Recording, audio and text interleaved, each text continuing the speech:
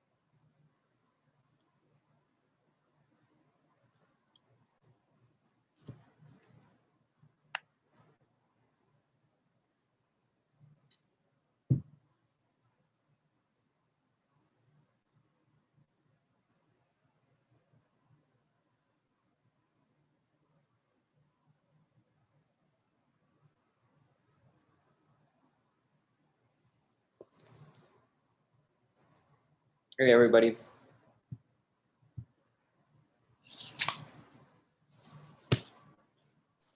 Hi, Andre. We're still here. I'm back in the same room. You were all day or all afternoon? Yeah, Oh my God. I thought they would switch you. So- it's pretty fun. Okay, good. I'm glad you enjoyed it. Yeah, but I don't see any juries coming into the room yet. Oh, well. They deserve their break. They'll come. Okay. Andre, go ahead, shut down 6. Okay. Till 22. Huh? Until 2022. What's until 2022? That room's done. Because there's only 4 rooms now. 5 and I 6. see. 5 and 6 are shut down. Yeah, got it. All right. In All fact, right. guess what? I'm done. Wait, you're done? Yeah. Oh, yeah, because you don't have that many students. Good luck. Thank you. Yeah. I'm going to the beach.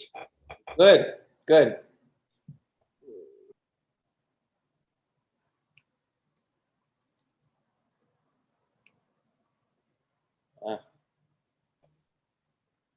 Okay.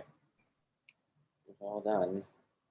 Not really. So just text me if something comes up because I'm muting the volume and this is in another room where this is running. Okay.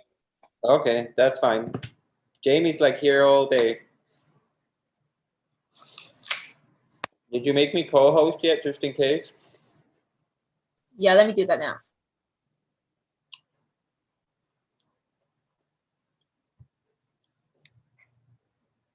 This is like the biggest apple I've ever had. It's like, It sounds very crisp though, so it looks good. it's quite crisp, yeah. And it's like, I don't know if I can eat that much apple.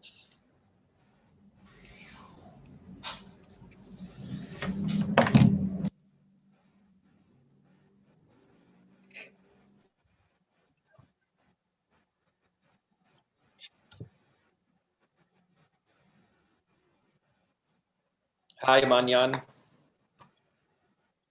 Oh, just left.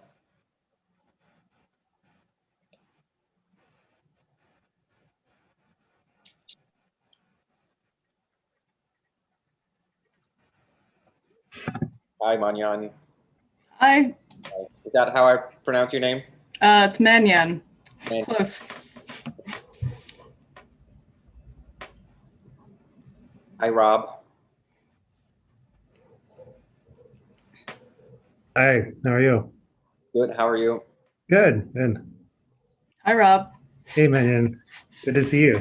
Yeah, good to see you. Although we can't Oh. actually see you, but You can't see me? oh no, now I can see you. There you are. Okay, sorry. I think I've met you before, Rob, but I don't remember where. I think it was on the mid reviews, maybe.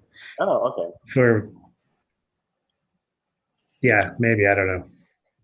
Some review from At a review, that's a good answer.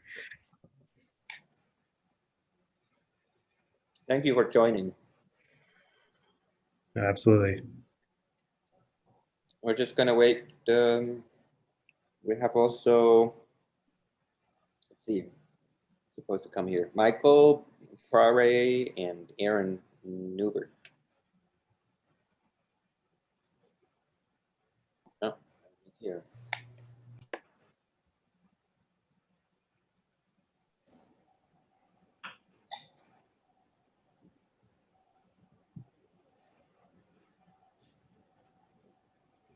There you go.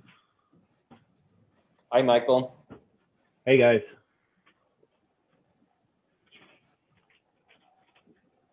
This is a dark figure.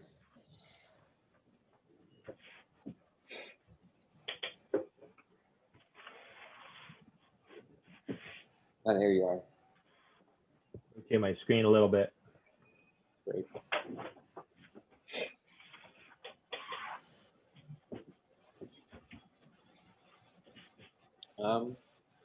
Wonder if Aaron's actually going to show up because he's kind of gray in my list. So that might mean like maybe. Not sure. We'll wait a few minutes. We have some time, I think.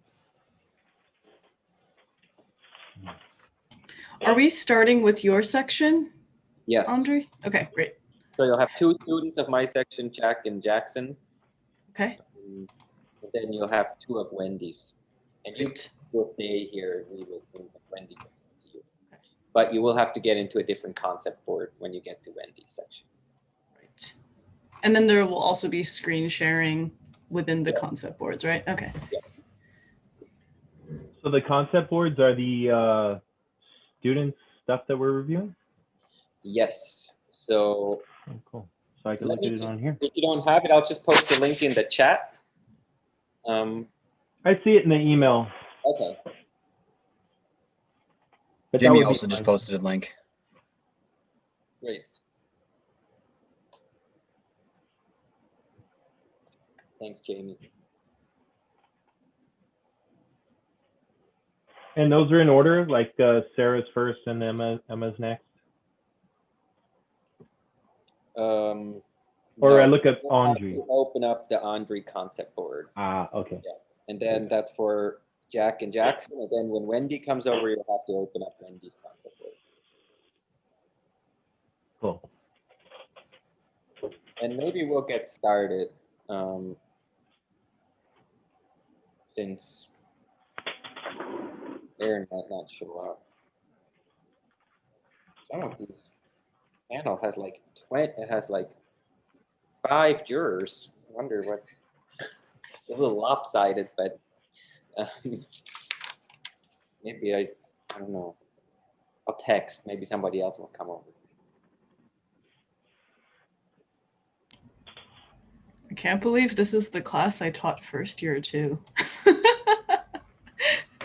And That's now they're in okay. thesis. You remember, are there some of your students that you had? Well, I'm looking at your concept board and I had Jean, I had George. Yeah, I had a bunch of these people. Great. But I guess I won't be seeing their projects today. No, well, George is last. And Hi, Minion. Hi. Hi, George. How's it going? It's Jackson. I had Jackson, right? I had a bunch of people. Hi, Mannion. Hello. Oh, hi, Alan. Good to see you too. Good to see you. Hello, Manny.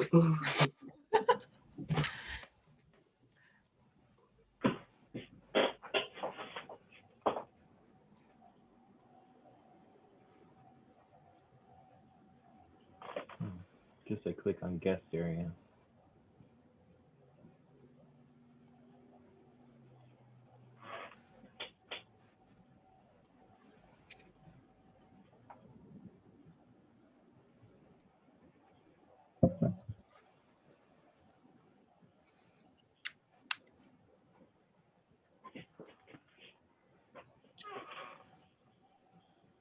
Okay, we'll see. Otherwise, you guys have to do more talking. I guess it would be more time for you guys. Can you explain this concept board thing Yes. a little more? You have not used this, so it's kind of, imagine it's kind of a whiteboard in the browser, and the students can basically just post their boards on there. When students will present, they'll go into a mode called moderating, and it will kind of follow around where the students want you to go. So you can kind of stay within that, and then at the end they'll stop this moderating mode, and then you can kind of move around freely as you want. Just kind of pin. So I don't really have to do anything. The images will show up here. Yeah, it will go to where it goes, and the students, you know, the name's at the top, and it just always goes from the top to the bottom. All these columns are students moving their stuff around right now and putting their stuff up, basically. You know, it's already up. I think you're just loaded, so it's populating. Oh, it takes a little bit of time till all the stuff is there. It's quite heavy. Like if you have a lot of software open, sometimes it helps to close other stuff. Okay. Maybe we'll start with the introduction, because I don't know you, so you'll have to introduce yourself. And we can start with Manyan, and then Rob, and then Michael, but I'll start first. I'm Andre Lucier. I've been teaching at Cal Poly for 3 years. the senior projects is my first year that I'm doing this. I was for a long time at a firm called Johnston Mark Lee for over 10 years. I have my own practice. I went to school or university at ETH in Zurich. That's it. Hi, my name is Manyan. I'm an architect and I've been practicing in LA for about 7 years now. I guess I last taught at Cal Poly in the spring of 2017. So luck would have it that I am now looking at my first year students for this class, which is really cool. I currently work as a project architect at Radar Inc., which is a full service architecture office based in Chinatown. Hi, my name is Rob Berry. I'm on faculty at USC, where I teach second year undergraduate studios. I also have a practice in Los Angeles, Barry and Lene, working on public space projects as well as single family residential.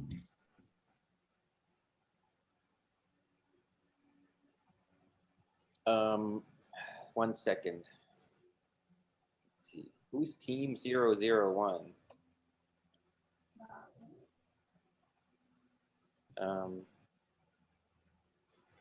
guys, you shouldn't have your full name on the boards. Oh, there we go. Maybe that's Aaron. Yes. Okay. Yeah. Hey. Sorry, I was about to kick you out because we are having some Zoom. I'll change my name here. There we go.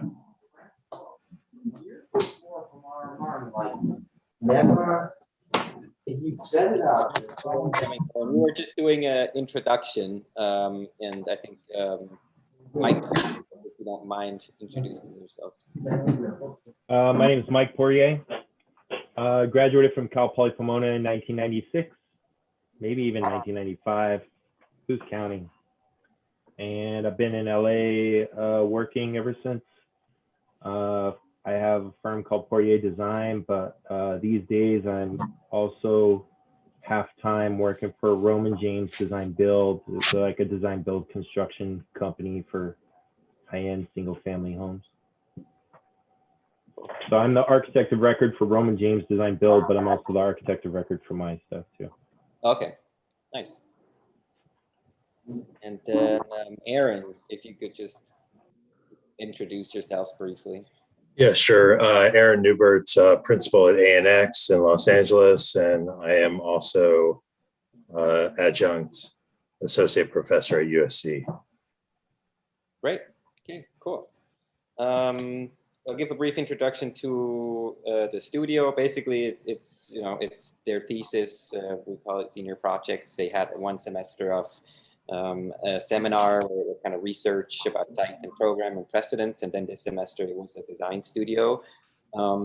The brief for the program, we called it public service buildings, which means they could kind of design a public library, a community center, rec center.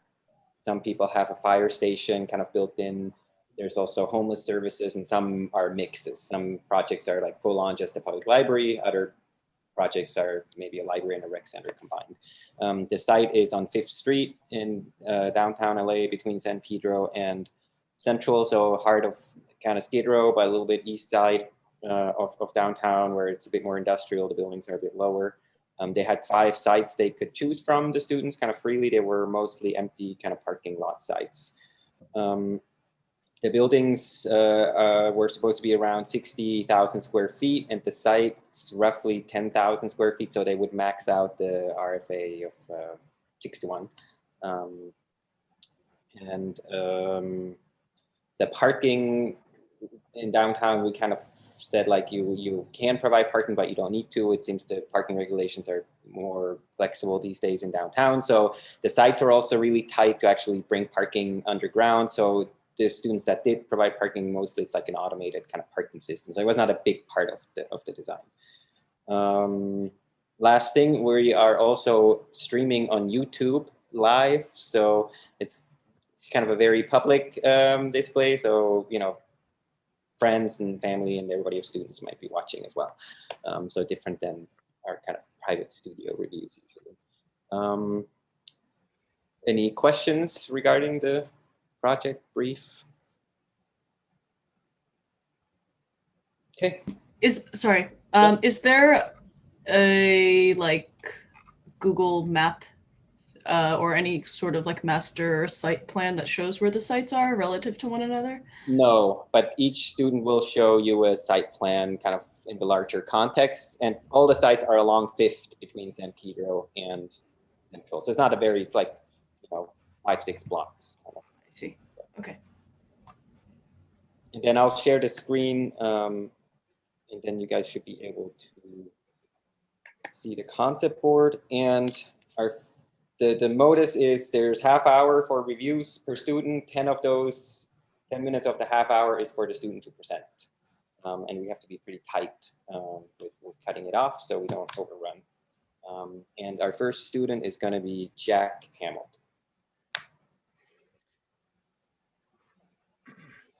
Hello, everyone. So my name is Jack Hamilton. My project is titled Community Alliance. So as Andre mentioned, we looked into the public service realm, and my goal was to integrate 3 different elements within one building and see how these connections can kind of foster new relationships and working towards a progressive way to serve the entirety of Skid Row and not just the homeless. So the 3 public service elements that I chose to explore were a fire station, a social services center, and a supportive housing element. These 3 work together cooperatively to kind of provide a new and a progressive way of serving not only just the homeless, but all the residents that live in the area. And currently as it sits, there are no fire stations within the actual boundary of Skid Row. So this would be a new addition to the area, providing a service for everyone. So as Andre mentioned, our projects are in the heart of Skid Row. My project is situated just off of Central Avenue on 5th, with a street presence on 5th and Town. So programmatically, my building is broken up into 3 parts for each 3 program. The base of the building is designated for the fire station. The social services aspect is above that, and the supportive housing element is on the top. The reason I chose this breakdown was for the social service element to act as a bridge between the supportive housing and a fire station, working together with both of them on a daily basis. And as we know, in the recent years, the issues around mental health and the awareness around mental health have been growing. And one of the reasons why I wanted to pair a social services element with a fire station was as these firemen and women go on to calls for mental aid, I wanted the social services workers to be able to go with them and provide a better and more educated perspective on how to handle these situations. As we know, sometimes the fire and police professionals may not have the best outcomes with these instances, and so providing this extra element with the social services program can work towards a better outcome for all. So formally, with my building, I have a plinth and tower structure. The plinth is a more solid base, while the tower is very slender above. Structurally, these 2 play off one another with similar grids at different scales. And one of the big formal elements of my building is I have the circulation of the tower entirely on the exterior of the building. One of the reasons for this is to kind of allow the building to have a much more interactive facade and much more interactive circulation space rather than having a small corridor. And also allows the building to kind of have some passive cooling elements as each facade is touched by the internal program, and also allows the exterior circulation spaces to act as shading devices on the building. So as I mentioned, the first 2 floors are made up of the fire station program. It's kind of designated as a typical fire station with all of their spaces to live and work. And while this is a relatively private program, they still work with the residents and the users on site. And for the public to enter the social services realm, they have on the corner of 5th and Town, there is a grand stair that leads them up onto the top of the plinth as they enter the public area of the social services. So as you enter onto this elevated plinth, my goal was to have a very open environment that is still connected to the community. So although you are elevated off of the street and into a different area, you are still very connected with your community around you. However, you are brought into a much more supportive and clean environment. And as you can see here, all of the built environment on this level is very open with a very light grid of structure and glass, allowing you to kind of see everything as you go around.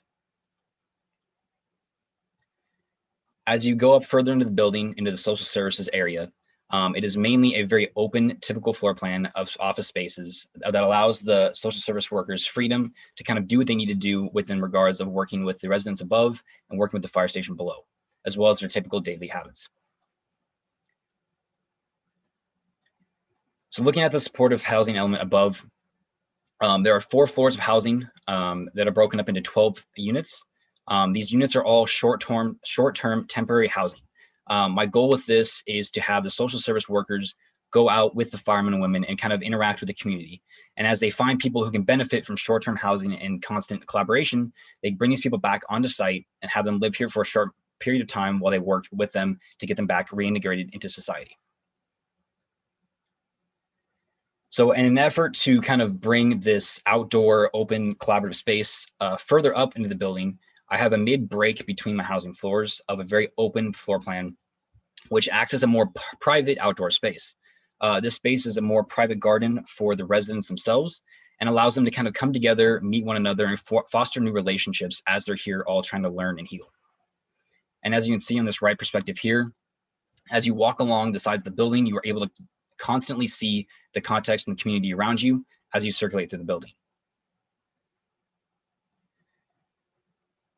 For the housing units themselves, I have 3 types of units. One is a smaller studio unit. Another is an ADA studio unit in case there's a need for an ADA accessible client. And there's also a 1-bedroom, 2-story unit, has a small office space. My goal with these units were to make them small but fully functional and fully furnished. That way, as residents come in for the short term, they can come in and focus solely on their ability to get back into the working environment and back into society rather than worrying about a place to live or worrying about meals. So as I mentioned, with the outdoor floors, these floors act as more of a break in the program as well, and also integrate themselves within the exterior circulation. As the top of the plinth open floor is more public, allowing anyone from the community as well as the users of the building to collaborate on this floor. The elevated one is more private, allowing the residents kind of come together in their own area.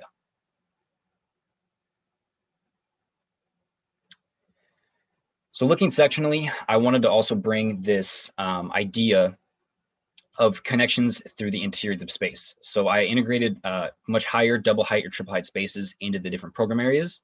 So within the fire station, the apparatus bay for the firemen is a very open space where they can kind of work on their trucks, do anything they need to do on a daily basis. And for the social services, there's a big open atrium in the center where their interior circulation is provided, allowing them to kind of connect with the different floors of the office spaces and work together more efficiently.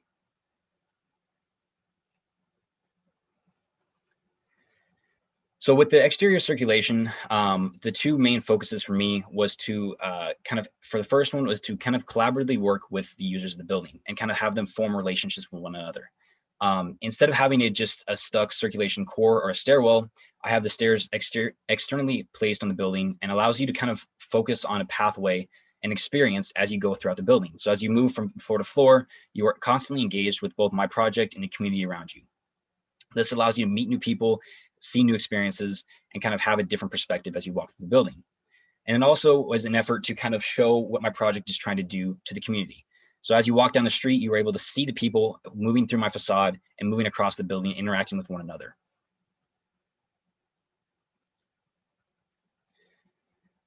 For materials, I have a more solid, rougher texture of concrete on the plinth form to kind of display more solid permanence within the community. And within the tower, I have a much smoother structure of concrete panels with varying colors. And then another effort I chose to bring emphasis more to this exterior circulation system.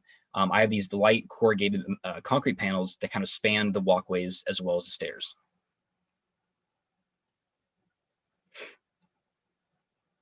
So looking forward, my project really aims to progressively serve the community in new ways.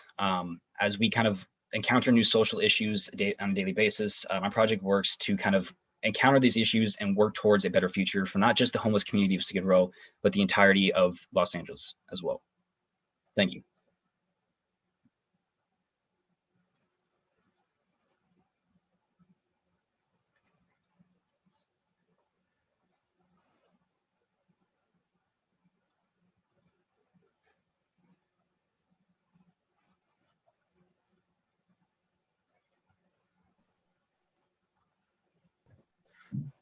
I guess I'll jump in. And thanks, Jack, for the presentation. I thought it was very sort of easy to kind of follow along with what your intentions are.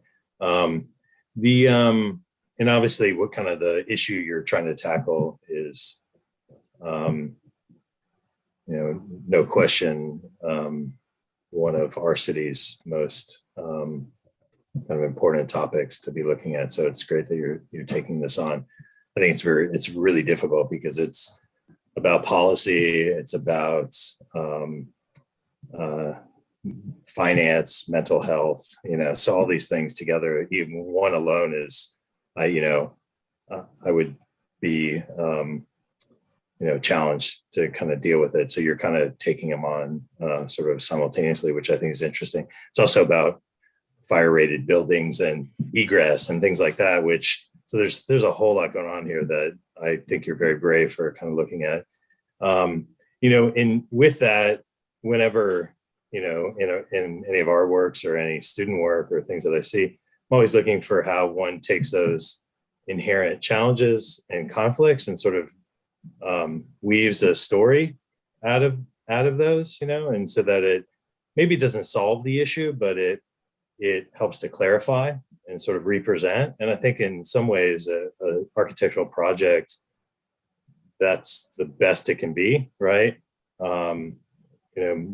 Some things are sort of unsolvable in kind of a singular project, but sort of bringing the topic, clarifying the topic is almost more important. And I think in many ways your project does that, right? So,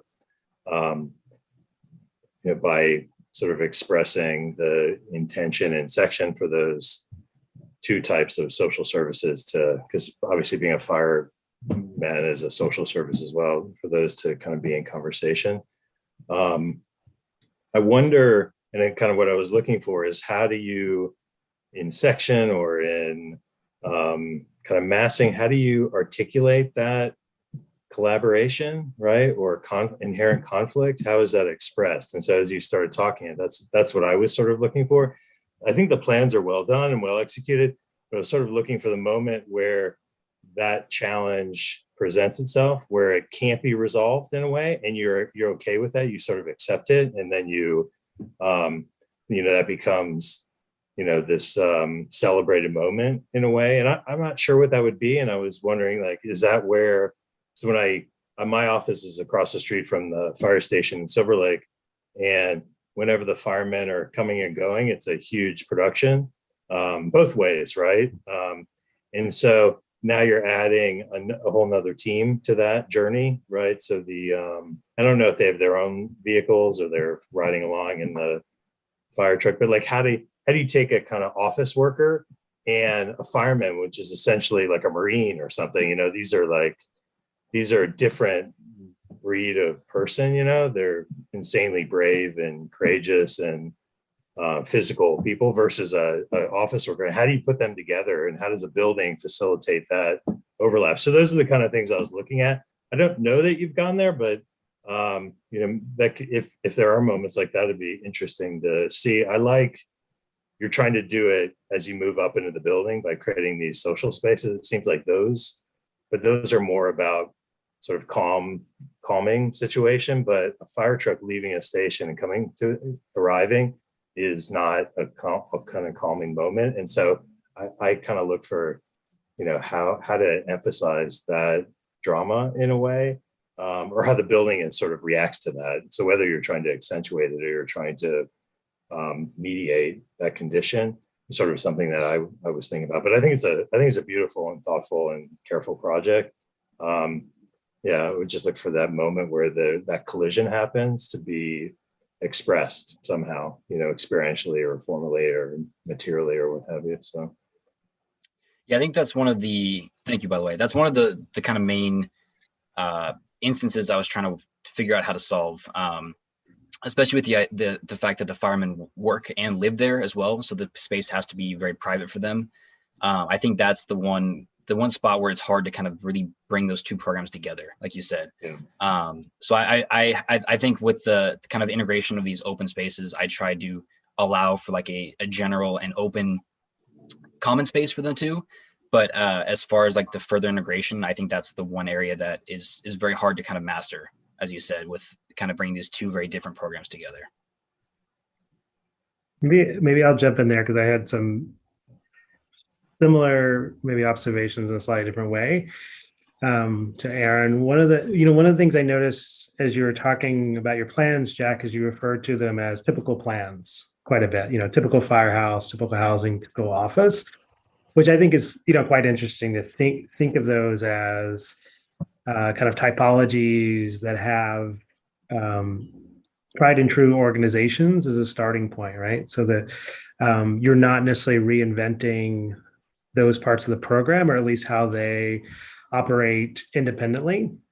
And it kept me wondering, where was the atypical then, right? If you're working with the typical for the discrete part of the programs, where does it start to mix up, right? And when it happens. And I think you described that in these spaces, these in-between spaces, these outdoor spaces. You hinted that the circulation, right, was one of those spaces, but I'm not sure that they're atypical enough, right? That they're expressive enough, or that they have a distinct character away from maybe convention. So the exterior circulation, I think it makes a great presence on the facade of the building, but looking at the sections drawings, it's very efficient, right? It's the kind of minimum that it would need. And it would seem like that would be an opportunity to have excess, right? That you have larger circulation. It becomes a place that gathering can happen. That's not just at these in-between floors that you're talking about, but moving up and down the building between social services and housing.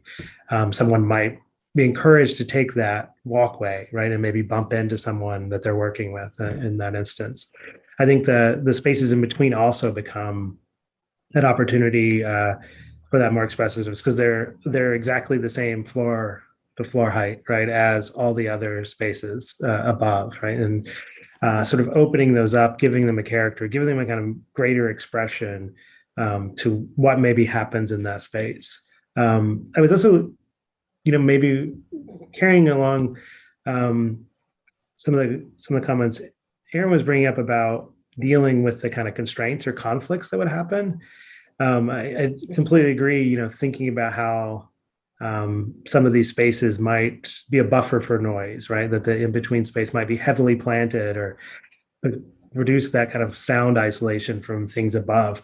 But another conflict for me was the site itself, right? That the nature of a fire station pretty much consumes its site because of the size of the trucks and the turning radii and all those things, which I'm sure you kind of came across as you dealt with it. But there's a site next door too, right? This seems like also an empty site, and it felt like it becomes an opportunity to even take your project one step further and say, well, this site next door maybe becomes a part of a landscape, right, or becomes some connected to there, and you kind of lobby for that in a speculative way, right? That it starts to integrate and it becomes, one of those spaces where people could come together and meet and gather. That's not simply just within the occupants of the building, but has a kind of larger public. But another way to think of it, I guess, is that the kind of interactive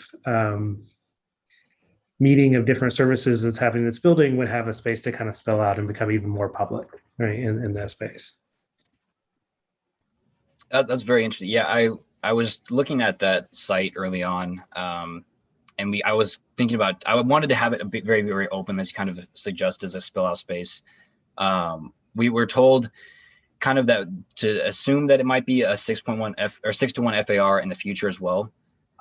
So we couldn't really lobby for a lot, but I do agree with you in that aspect of having that more open public space around the building, because the fire station is so very intrusive and massive, would be a very beneficial part of the project.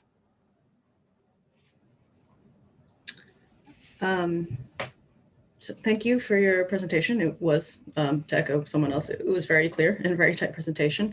I think the thing that struck me most immediately was the lack of fear of the facade. I think that there's something very exuberant and almost like a leap of faith in the way that you have decided to create this kind of porosity with the exterior and the envelope. And I think that's actually very different from the way that a lot of housing is built in LA, period, let alone for a population that has commonly, been underserved in terms of mental health.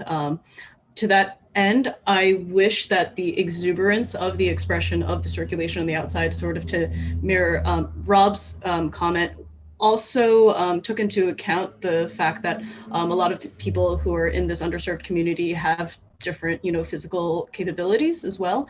And so, ramps or, larger open spaces. I think the efficiency, I understand like the efficiency of sticking to like a single hallway width, produces a very interesting patterning, but maybe sometimes the typical 4 foot, 5 foot width is just not, it's not the most pleasant or the most nuanced experience that could be produced for it. One other thing that I kind of wish, I also believe it is a very strong project, that the differences in plan types that you've provided for the different, temporal elements of how it's occupied, I think are quite sensitive and show that you really got to it at an advanced level. But I do wish that overall there was a bit more difference as it pertains to site. So for a couple things, of course, there is the corner and the stair, but it appears to me that it's basically the tallest building all around. And I think that's fine. That's great. We need the density. Let's maximize the FAR. But I think that, this is a community where in terms of the services, it's oriented about having boots on the ground and knowing what's going on the sidewalk, knowing that your friend needs help over there.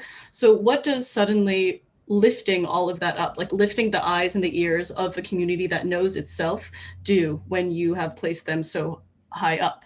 I'm curious about how that, how do you then create that same kind of connection so that it's not just a bedroom, unit that they sleep in.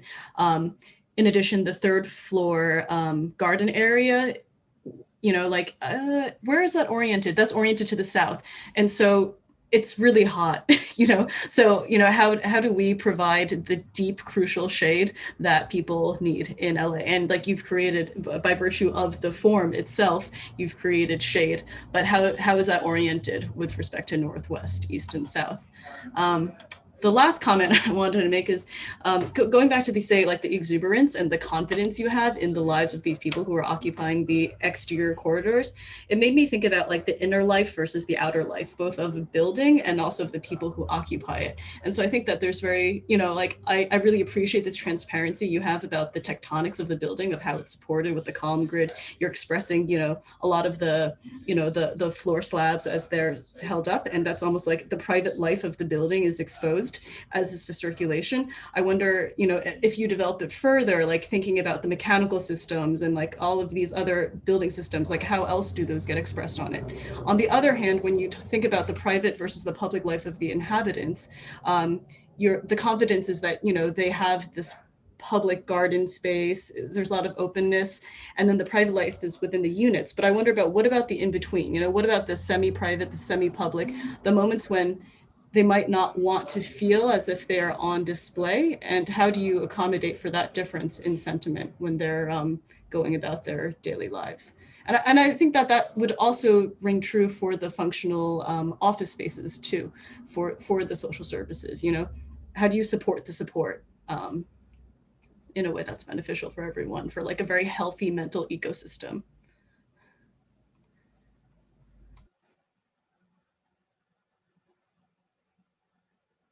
Unmute. There we go. Thanks, Jack.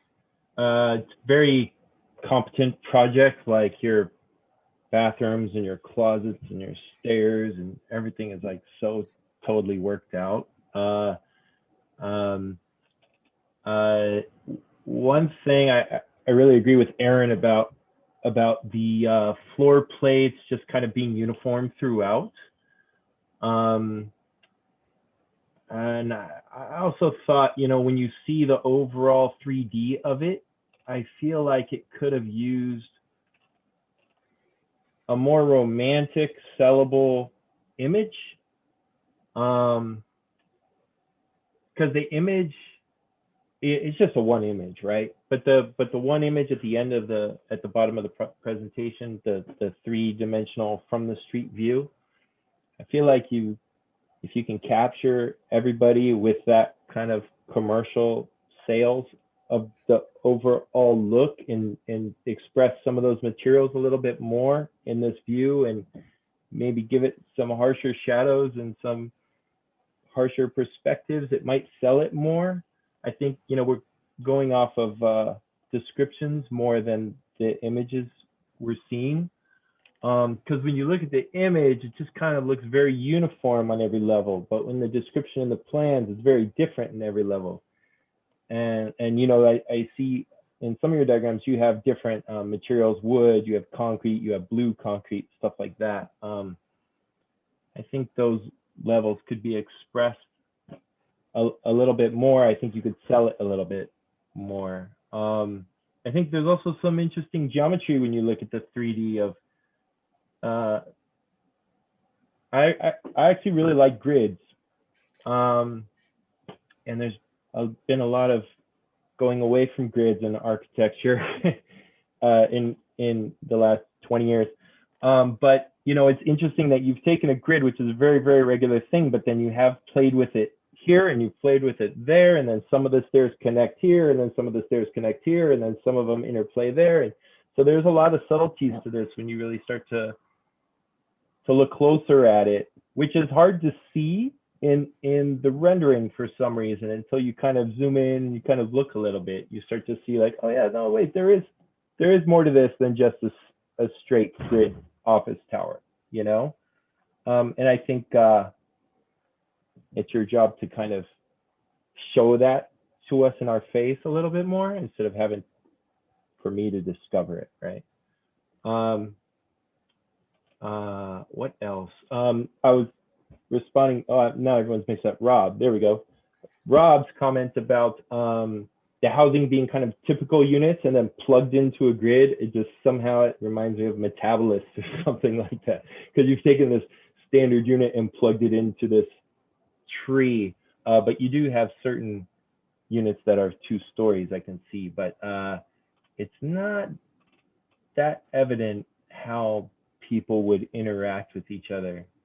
I see you have a floor called the 8th floor plan.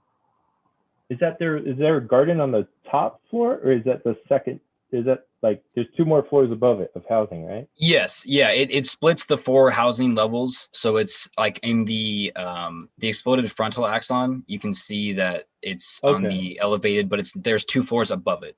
Oh, okay. So there's 2 floors of housing, then a garden, then 2 more floors of housing. So yes, that garden level is kind of in the middle of these things. Oh, okay, I see. Yeah. But yeah, I think obviously you had a height limit or whatever parameters you're working with. But yeah, it would definitely be cool if that garden level was somehow expressed differently than the other levels, or I don't know if you're allowed, but like, a roof garden would be cool in this situation too. Obviously there's a lot of mechanical and stuff, but I think because you're always going to have this ceiling over your head, I think programmatically having a roof space would be a nice complement to that 3rd floor space.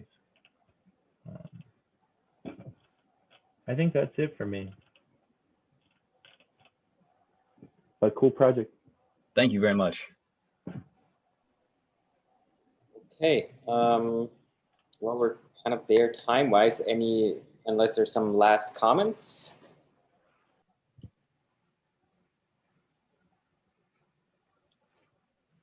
Okay. I mean, just to clarify regarding the site, there are no height limits. So sometimes even when I start a project, I'll literally just take a piece of paper and a pen and I'll write down all the experiences I want in my project before I design it. and then I design it, with other reasons, but then I go back to my experiences and I say, did I accomplish all the things, all the like emotional things I wanted to accomplish in this, And I didn't see a fire pole either. Fire pole. I'll make sure to put those in. Great. Thank you, Jack. Awesome. Thank you all very much. I appreciate your comments. Thank you for taking the time. So we'll move on to Jackson. You can start moderating for your presentation.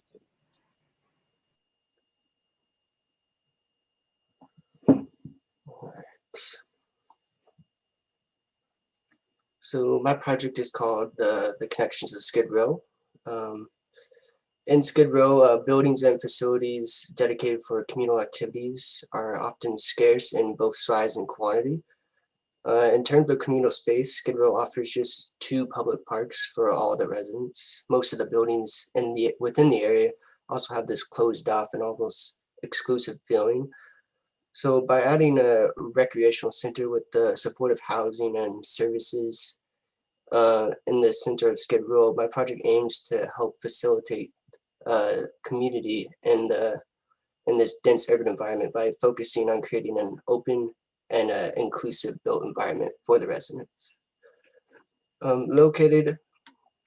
building is actually located on the intersection of 5th and San Pedro.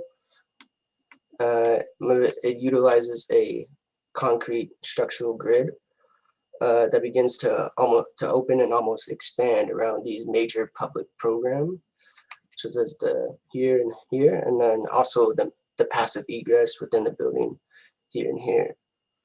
And along the facade are these vertical concrete panels that almost twist and skew slightly and give a softer edge around here.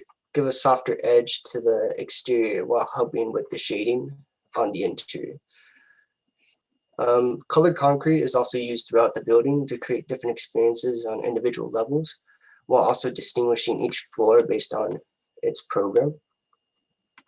And so the program is kind of organized, so the supportive housing and services are at the bottom, so it gives people ease of access to those that are in need of the services, while the recreational program sits on top to grant like better views of Los Angeles to the spaces that are actually meant for everybody. And the circulation ties it all together by running along the back sides of all the program. And looking at my program, I kind of found that my building offers 4 major aspects: leisure, fitness, support, and community. For the users, I kind of divided them into 3 groups, like families, and then individuals, and then the homeless. And then using these groups, I kind of denoted that the groups and individuals will most likely use the same things as the leisure, fitness, and community access, while the homeless would most likely utilize all these aspects, including the support. And so going through the building, my ground floor is almost completely open to air. This is demonstrated through the gray overlay that will be throughout all the plans. The main reason for this was to dedicate this space to the public, and doing this allows opportunity for other programs such as weekly farmers markets. And then during the nights, the homeless can also use the space to pitch up their tents and essentially have a place to stay for the night. And then the ground floor also will have a kind of like a mesh gate to kind of close off the area for the night for like for the security of the upper levels. And then the next 3 levels will actually hold the supportive housing and services. Those areas will offer a mental health facility, a community laundry room, and 18 studio units, each with their own kitchen and bathrooms. The layout brings a mix of private and public spaces to give the homeless their own private space to live in, while still having this communal aspect with their own public area, as well as a direct connection to the recreational program above with the main circulation. And then directly above these floors is actually going to be the main recreational program, with the swimming level and the running track taking up the next 3 floors. These floors are completely open to the air, with a net acting as a barrier to the exterior. The swimming level offers a mid-sized pool, great for swimming laps or leisure activities, while the level above is a running track that offers a place to get people to get their cardio in, while also offering space for some outdoor workouts. There's also going to be a weight and fitness area above it. This offers like a good sized gym with free weights, machines, and treadmills, along with 2 multi-purpose rooms for fitness classes, such as like martial arts or dance classes. And this space is going to be primarily enclosed because due to the equipment used there and to protect their longevity. And then moving up to the open roof deck, which is primarily going to be used for the basketball court. The space offers a high school sized basketball court, which can also be used for other sports such as soccer or volleyball. And it also offers some lounge space, and along with the observation deck on the mezzanine level with the space for barbecues or bleachers to like watch the games below.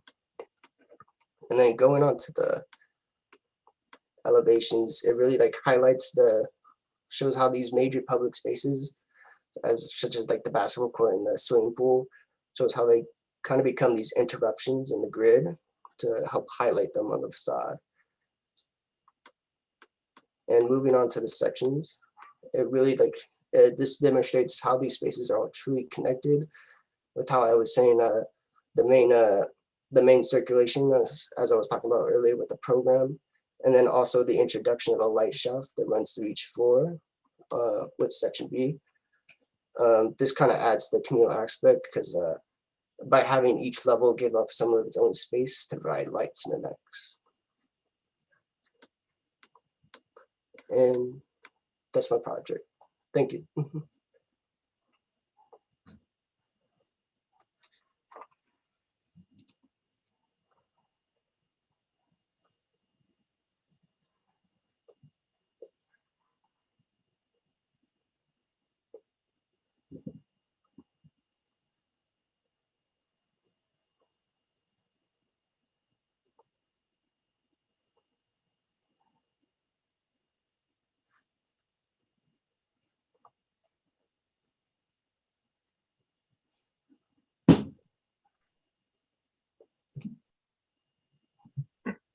Hey, Jackson, I'll jump in. I hate silence, makes me uncomfortable. I a quick question on the concrete. Why did you choose a concrete frame? What was the reasoning behind that? Mainly for like, it's like sturdiness for like the structure as well. Structure, especially in, is like, it the pool level. the durability, experience, materiality, tactility? What? I mean, steel could be strong. Yeah. I was also thinking mainly for like, also like the pool level is better for the concrete would be better for like the weathering and Maintenance. Okay, yeah, that's fine. I think normally you do a steel building, it's just cheaper, but I mean, I like the concrete, but I'm just curious why you would go that route. I think, it's funny, you waited until the very last second to show your sections. And I think your sections are the nicest part about the project for me. These guys here, in the diagram, you start out by kind of stacking the program and everything's independent. And you just sort of gloss over that. And for me, I don't find that to be like a given. I think the way you tie the program together is driven by your ideas and your intentions. And so how you just stacked it seemed like you left out a lot of information. So I waited and waited and turned off my screen because I was pulling my hair out. And then finally you showed the section, and actually the track and the pool, right? There's an architectural experience in the building. And then even I think it's a library on the left, kind of below, where there's the triple height space. And is that a library or a study space or something? where was it? It's in your cross section right below the pool on the right. Yeah. Right. Yeah, That's actually so like a housing level or like a housing unit.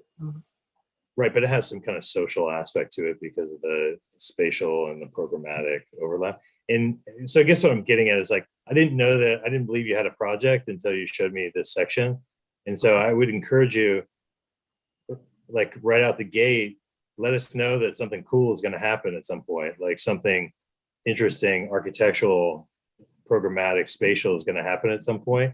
like, give us a little teaser, right? And then you can go, you kind of went through all the technical stuff and the plans, and which, that's cool. I think that's all great stuff, but we have to believe that there's something else going on solely than solving the pragmatics of a building, right? So I think, when you enter a building, you're looking for that, right? You're not just looking where the public restrooms are, the ADA unit. You're looking, everyone, whether you're an architect or not, you're looking for that element that elevates it to architecture. And so it'd be good for you to kind of key us in from the beginning. But I think these moments are really exciting.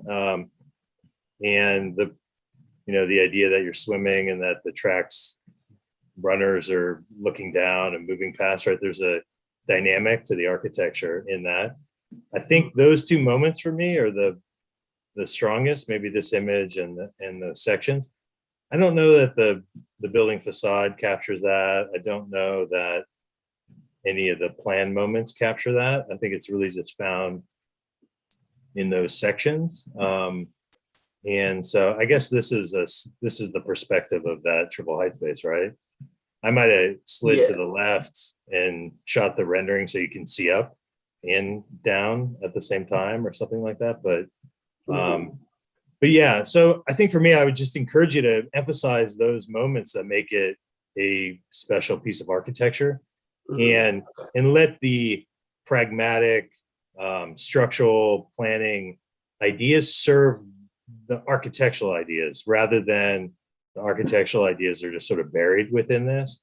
And I think if you presented the project and thought about the project in that way, maybe the facade would look a little bit different. It could still be uniform, but there might be a couple moments that key us into what's going to happen inside, and sort of emphasize those. Again, it's similar to the last project. I'm looking for, maybe, I don't know, this is a nice view. Maybe it's just a rendering challenge, but I'm looking for the moments where the typical moments collide and something new is generated. And I think you've achieved that in section. It's just sort of how to amplify it a little more. Does that make sense? Yeah, I got you. Yeah. I'm going to jump in. I like that you said, I just like concrete, because I think to any reviewer that is immediately clear that there is something about concrete, the dimensions in which concrete is used, and the treatment of it that is like very apparent. And I feel like, yes, you wanted to create this world and community that would have services that served both those who are housed and unhoused, but really what you were doing in your project, in my interpretation, was just testing out as an experiment, can I make concrete do everything? Can it be the framework in which program is inserted? Can it be cladding? Can it be structure? Can it define the dimensions of the spaces in which things are, in which things happen? And I feel like through the different plans and sections and renderings, you are basically showing us the results of that success or failure of concrete as your end all be all building material. And I think that's really interesting. I think that the first image that really spoke to me was the image of down in the marketplace when it was open, and this like agora, this marketplace of the open air area. It's like, that's a very believable image to me. It already looks like the swap meets that happen all around LA in that part of town. And I thought it was really interesting that you then said, well, at night, everyone puts away their tables and it becomes a safe haven for people to pitch their tents, where maybe they can store their goods, make sure that it doesn't get stolen or swept off by someone. And so, you're already thinking about the versatility and the way in which program can be taken out, put back in within the framework of that building system that you've established. I think that, structurally, if you had more time to develop the project, you would understand the beginning, the shortcomings of concrete. For instance, I think as a cladding material, I don't know if it's working as well as it could right now. I don't really, because you've stuck with the grid, even when you said you opened it up where the pool and the basketball court is, I don't think it's as evident as you might think it is, like, yes, it's missing some bays or whatever, but overall it's a very uniform approach. And I think it's because of the limitations of the grid that you've set up. But on the other hand, I begin to then think about like, oh, this pool, which is probably going to be this like cast in place, beautiful concrete shell. And like pools in and of themselves are also a thing that when they're not full of water, right, they become skate bowls, they become something else that people start to occupy. And so I'm kind of like, oh, well, like, I wish that you had like another 5 weeks of just form making with this concrete as material, this like heavy solid thing, so that you could begin to imagine the alternate night lives of the of all these shapes that you've made as they get integrated into the grid. Because I feel like, that's what you're obsessed about in this project. And I think that's great. Thank you.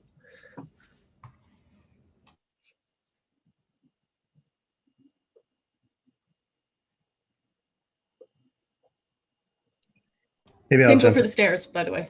Like, sorry, one thing, like the stair as a sculptural concrete object, like what does vertical conveyance mean, and how could you have also introduced the second lives of the way that those spaces are used? Yeah, maybe I'll pick up the conversation there. I think Mannion's comment about kind of the exploration of concrete is right on and applicable to what you're after. But I was trying to read your project, understand your project, and I see it in a few different ways in the way you describe it. When you first started talking about the project, I was thinking of Koolhaas's description of the downtown athletic club in Delirious, New York, right? Where each floor is its own program, right? And you can do whatever you want within that floor, and it can be different than the next one, right? And that because your project was reading that way, right? It was this kind of separate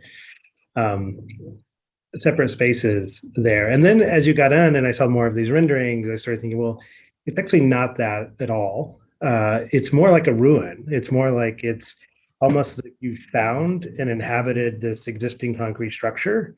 And then all of the spaces that Aaron's talking about and Mannion is talking about, right, which start to celebrate that, are interventions that you've put in, right? That you found a way to kind of open up the grid and insert a pool, or carve away and insert a stair.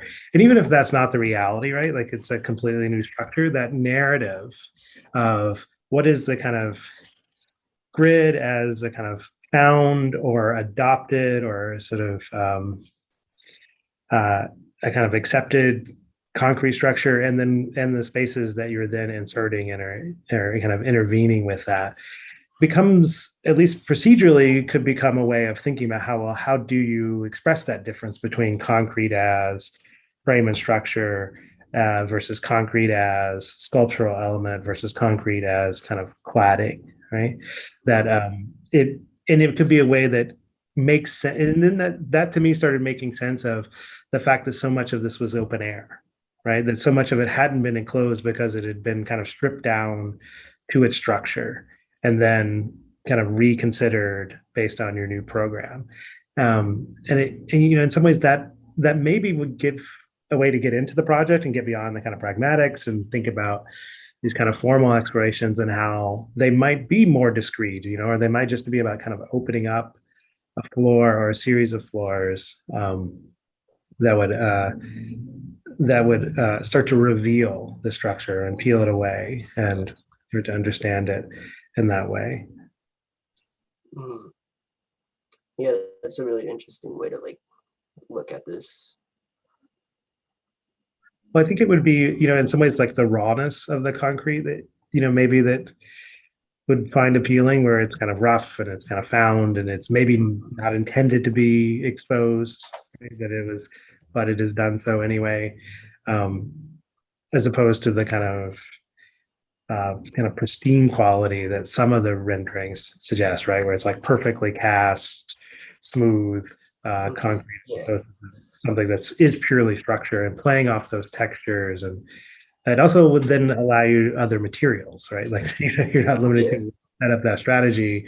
An insertion could be glass, or it could be metal panels, right? Or it could be any, could be fabric that starts to play off, it starts to talk about this kind of transformation of space that you're talking about programmatically, right? How the ground floor changes night to day, like that. That might have been a strategy of thinking, kind of inventing a story behind the project. Yeah. Okay.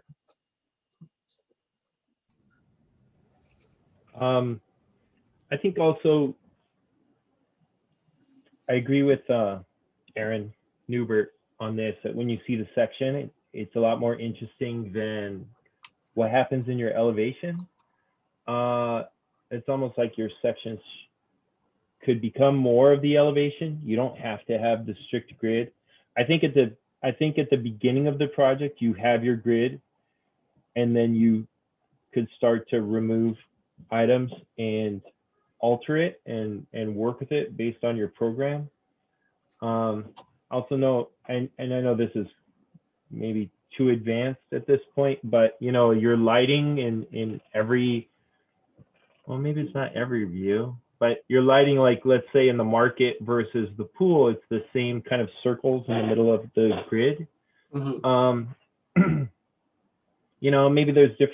Maybe there's varieties that happen. You start with your grid, but then after that, you can always fur down and create something different underneath that. You don't always have to be stuck with the same kind of lighting and light fixture. And, if you start to think about how the light comes in the space, then you might start creating like architectural solutions for how the light comes into the space. It doesn't have to just be a light fixture. It could be different openings or different ways openings work. I was very kind of pleasantly surprised by the market rendering as well. It did remind me of like historic markets and in Renaissance Florence, Italy or something like that, which is cool. But I also felt that I keep looking at the floor plan of the lobby and I keep thinking like, man, what's wrong with this entrance or the front door? It's kind of like, where's the front door of this place? Or, it doesn't, maybe that's okay, but it doesn't advertise itself like this is the way in. Okay. I'm getting kind of lost trying to, and then I could go in the lobby and then where's the elevator? The elevator's outside. Something about the entrance doesn't really feel grand enough. I did get that the lobby is a double height space, but there's also some desks in the lobby. Is that right? Yeah, that's for like the people that work there. Oh, okay. They're like long tables. Yeah. Something about that feels not very inviting. It feels a little bit of an afterthought when actually like the entrance and the lobby is a pretty important space. And then the next floor up you have is mezzanine level, which is just kind of empty in your floor plan. It's just kind of an empty outdoor space to hang out, I guess. Oh no, it's like that's just all below. Or that's a double height space. Yeah, it's just a double. That's a double height space. Okay, so the administration. All right, because the market is double height space. All right, that makes sense. Cool. And then I guess you have the super solid wall facing the other commercial buildings in case someone builds right up against you, right? Yeah. There are other ways. I don't know. There's other ways to deal with that. Like you can make a wall horizontal or perpendicular to the property line and put a window in it or something. You don't have to have the. Okay. Sometimes there's other options on that. Yeah. But yeah, I think definitely when you look at the swimming pool level, when I saw the basketball court level, my first reaction, and this is going to sound really silly maybe, but when I look at the basketball court, I'm like, man, I would go crazy looking at that basketball hoop off center with that opening behind it. I guess an architect would be like, can't we center something there? I see the base bezel court's kind of off, but I'm like, that would totally be something that I would just like nitpick on right away. I'd be like, oh, it kind of throws you off how the grid of what's happening doesn't line up with the grid of the game and what's happening in the game and the geometry of the basketball court, right? Mhm. It's a silly comment, I think, but it's still somehow it affects me when I see it. You know, it is a basketball court. It's a symmetrical basketball court. You could work off of that. You can play with these things and make it like a little bit more of a cohesive event. Yeah. A photographable space, right? An Instagrammable space. But anyway, so.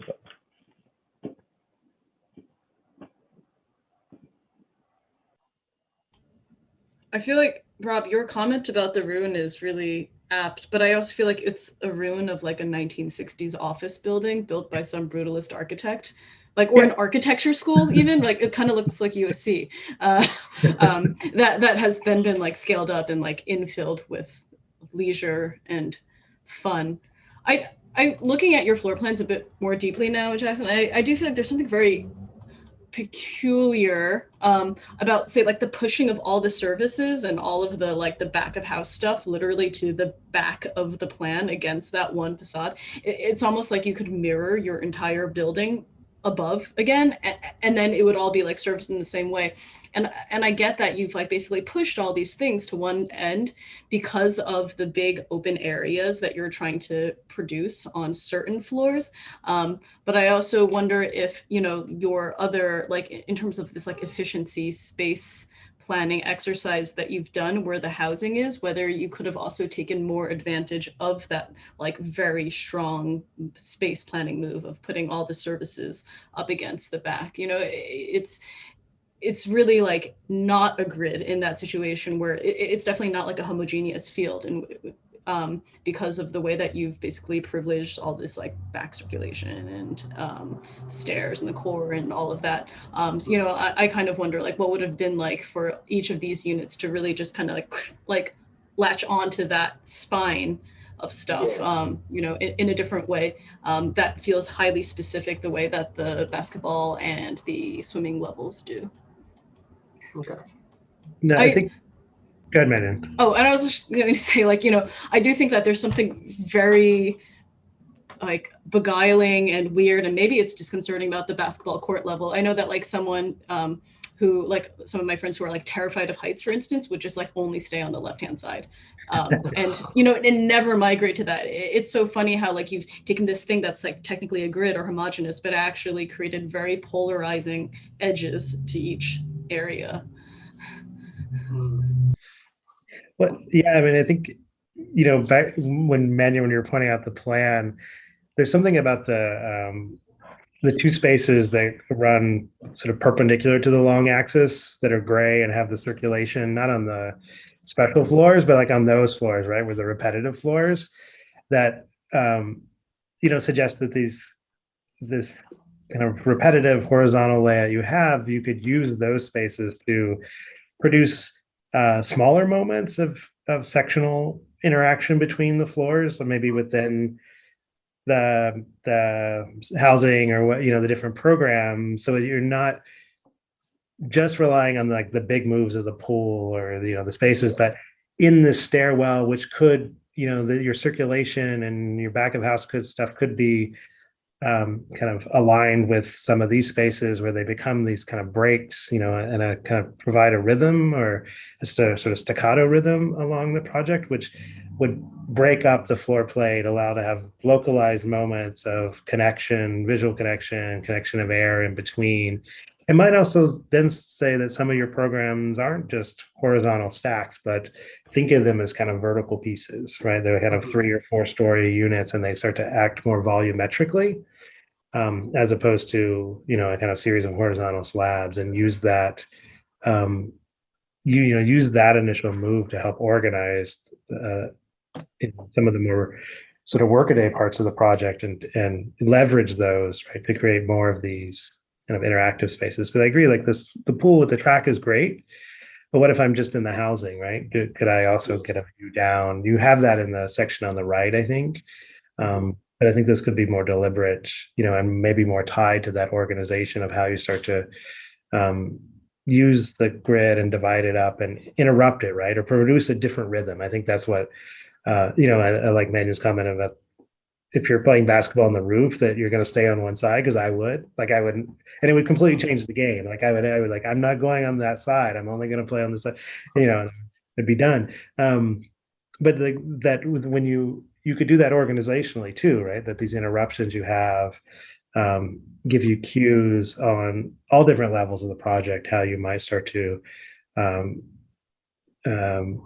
produce difference, right? Or produce moments of kind of celebration or intrigue or just kind of delight within a the kind of more repetitive spaces.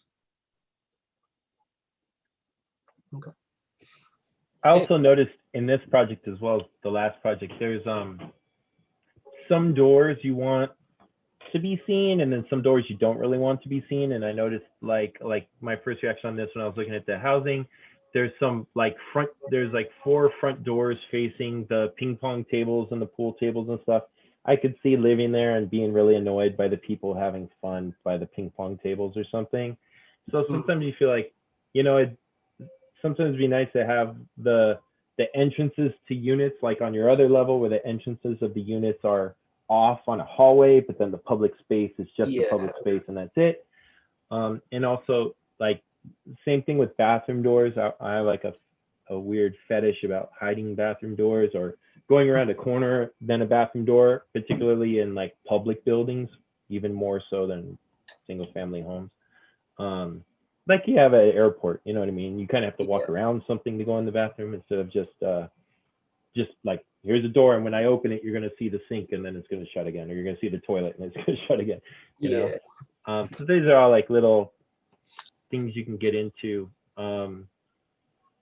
as you kind of get into it. But I feel like, you want to arrive at the level and see the office doors. You don't want to arrive at the level and go, is it office door, bathroom door, closet door, unit? Which one? You want to start to differentiate what those things are. Okay. Thank you so much. Thank you. Any last comments? Otherwise, we will try to stick to the time. I think you guys get even a small break.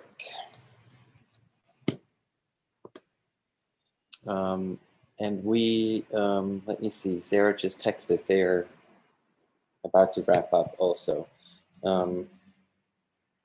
We will, let me check. I have to make sure there's somebody here who can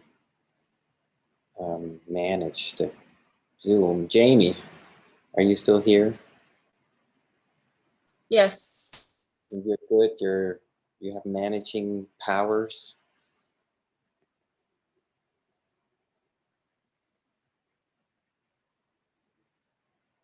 Yes, you are the host. Okay, great. Okay, so we can leave. Thank you so much to the jury. It was super great. And thank you so much for your time. It was very thorough, and I liked the kind of, I think that was a kind of discussion on broader aspects, and then, but also kind of like focusing on really kind of like little architectural details that I think are so important. And we, in these kind of comprehensive projects, we also try to address as much as we can. But I actually love the discussion about bathroom doors and versus housing doors and so on. It's really important as well. Yeah, thank you so much. So we stay here Yes, right now, but if we want to get a drink of water, now's when we do it. Yeah, I mean, it's not supposed to start until 5 when the next group will kind of start. Okay. How about that? Sarah will show. No, actually, it will be Wendy. Okay, thank you guys so much. Thanks, Thunder.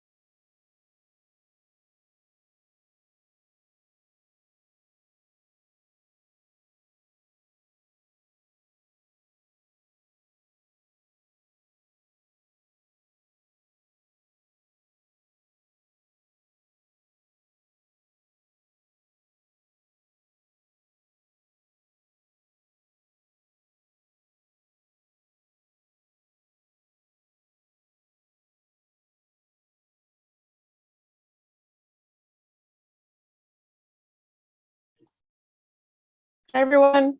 Sorry we're late. Hi, Wendy. Hi, Manyan. Hi, Michael. Hi, Rob. It's Hey, great to Wendy. see you guys. And Aaron's here too. Wow. It's like Long time no see. It's like a Wendy reunion. I totally, but with everybody, not just you, Mike. So we're running a tad tiny bit late, so I'll get right to it. I think you guys were with Andrew's section just now. Yeah. Okay. So you will see two students from our section. This afternoon, we'll see Edgar Lopez and Michael Bonura after Edgar.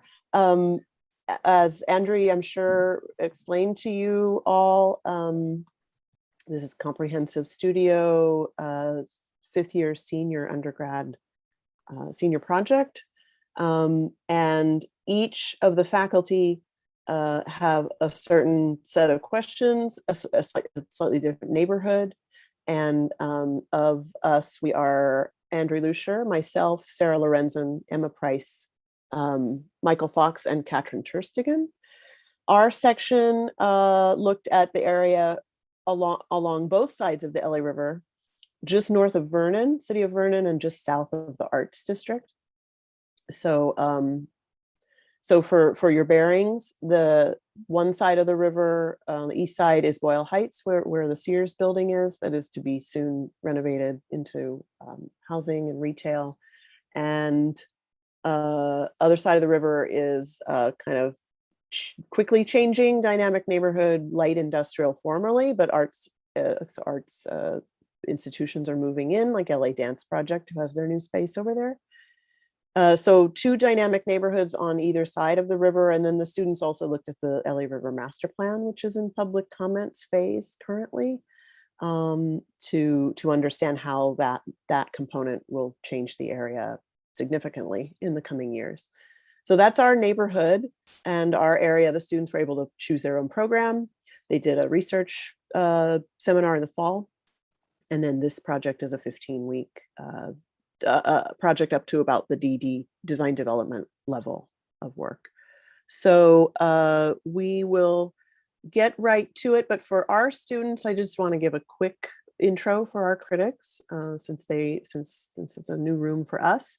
Rob Barry. Rob is a principal of Barry and Lynn. He is an architect. He has a practice, Barry and Lynn, based in Los Angeles. He teaches at USC, and he's licensed in California and New York. Didn't know that. So I don't think I'm licensed in New York anymore. I should change. Oh yeah, you let it go. That was my first license was in New York before I moved to LA. Got Anyway. it. Okay. Well, I'm gonna keep saying it. I can't believe you let it lapse. I had a Michael, huge project in New York I was going to offer you, Rob, but I gonna guess hire Rob. sorry. I guess Yeah, your loss. Michael Poirier is an old friend who I haven't seen in a very long time. He's a Cal Poly alum, just like you guys. Michael has his own architecture office, Poirier Architecture.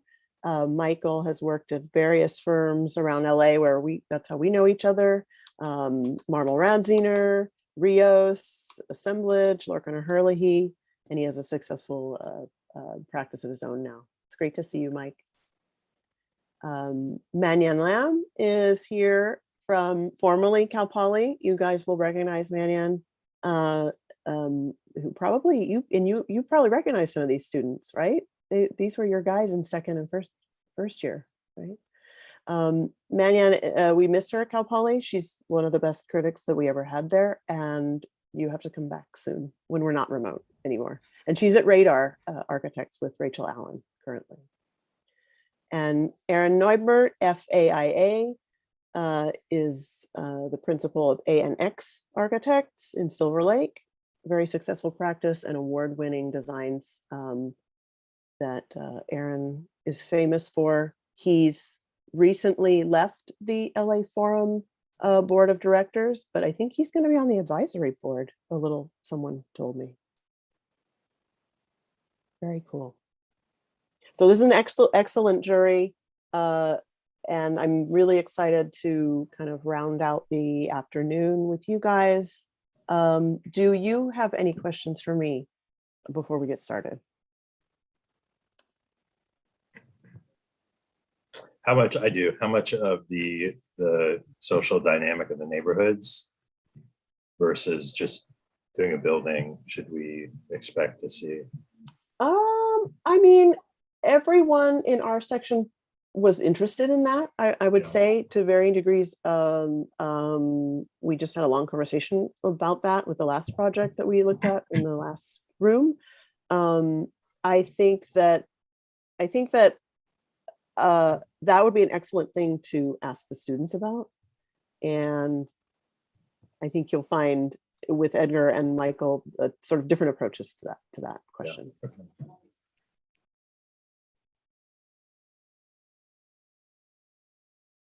Okay. So Edgar, there you are. Are you ready to moderate? Yes, Wendy. All right. So the way it works is, I think this is probably how we did this, how you guys had in the last group. Thank you, Garrett, for putting the concept board link up. You guys can follow along on concept board if you're comfortable looking at it there, or I will share screen and Edgar will moderate in the shared screen.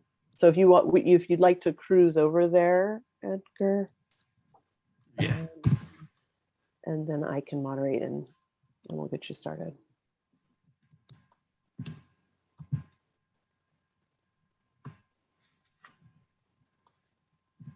Okay. Hello, everybody. My name is Edgar. Well, my project is it's a vertical farm with a marketplace. I chose this site in particular because I wanted to take advantage of the LA River Development Project. So, looking at the plans, I decided to create what's a vertical farm? I decided to create also on this space area, looking through the river, the river, space area where people could come, sit down with their friends, with their families too, in this type of area. There's tables, some benches. Also, in the interior, we have the farm, the vertical farm, where there's 6 racks, 24 feet tall, as you're gonna see later on in the sections. Also have the mechanical and the equipment right in the back. We have the packaging area, the storage area. On this area, we have the marketplace. We have this like 16-foot doorways where people could come on either side of the building. Either people coming from the river or people coming on the back right here where the warehouses are. Now looking at the second floor, we have the eating area also for open to the public where people could come freely. They could come up here.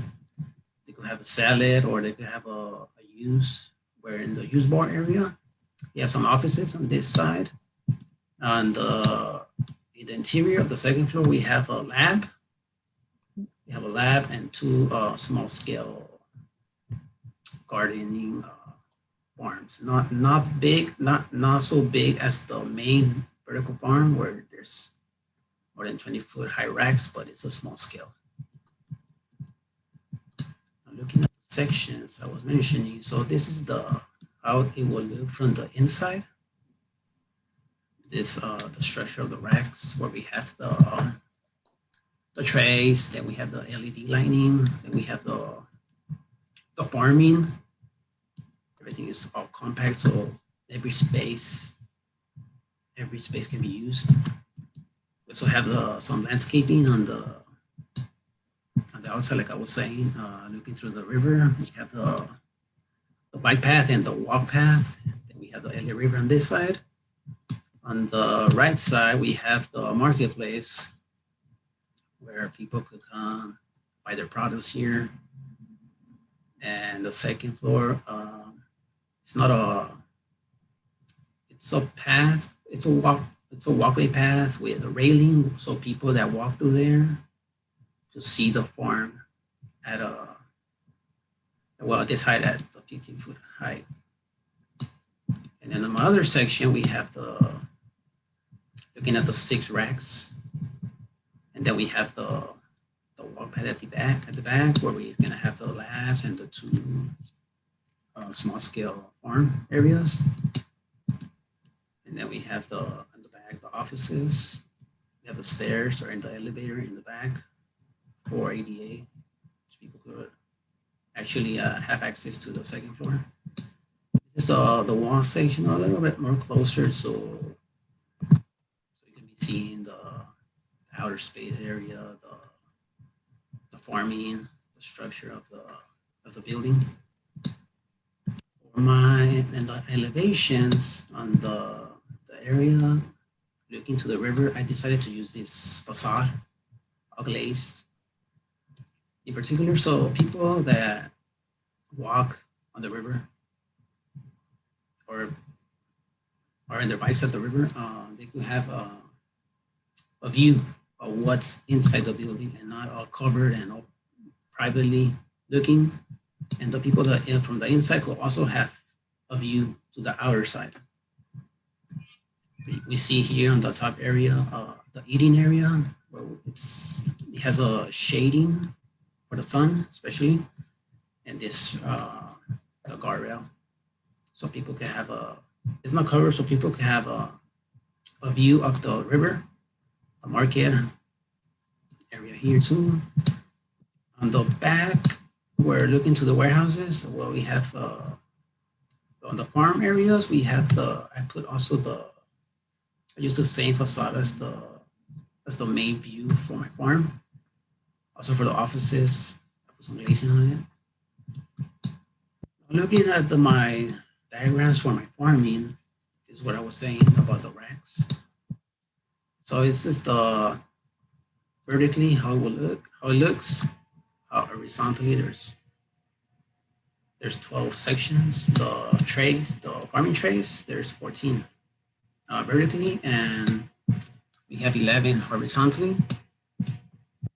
Every tray is 2x4 and 6 inches deep. We have the LED lighting, which is not too. It's good. With the LED lighting for every tray, it's gonna have its own lighting system. And combined together, it's gonna look like this. I didn't put all of it, the 12 sections, because it was gonna be too crowded, too many lines. So I decided to put just a section so it can be seen all together. On this area will be the piping area. How the pipe connects to every tray. Every tray has a pipe where the water gets pumped to every tray. And this pipe, a little bit thicker, is the one that drains off the water, and then the process goes all over again. All the water used at the farm will be recycled and then filtered and used again. So not a single drop will be wasted. And this is how every tray is gonna look. I used the lettuce heads for this example. How there's 15 of them, you would fit at least 15 of them in every tray. And we have the water here with the minerals that are going to be added, because this is going to be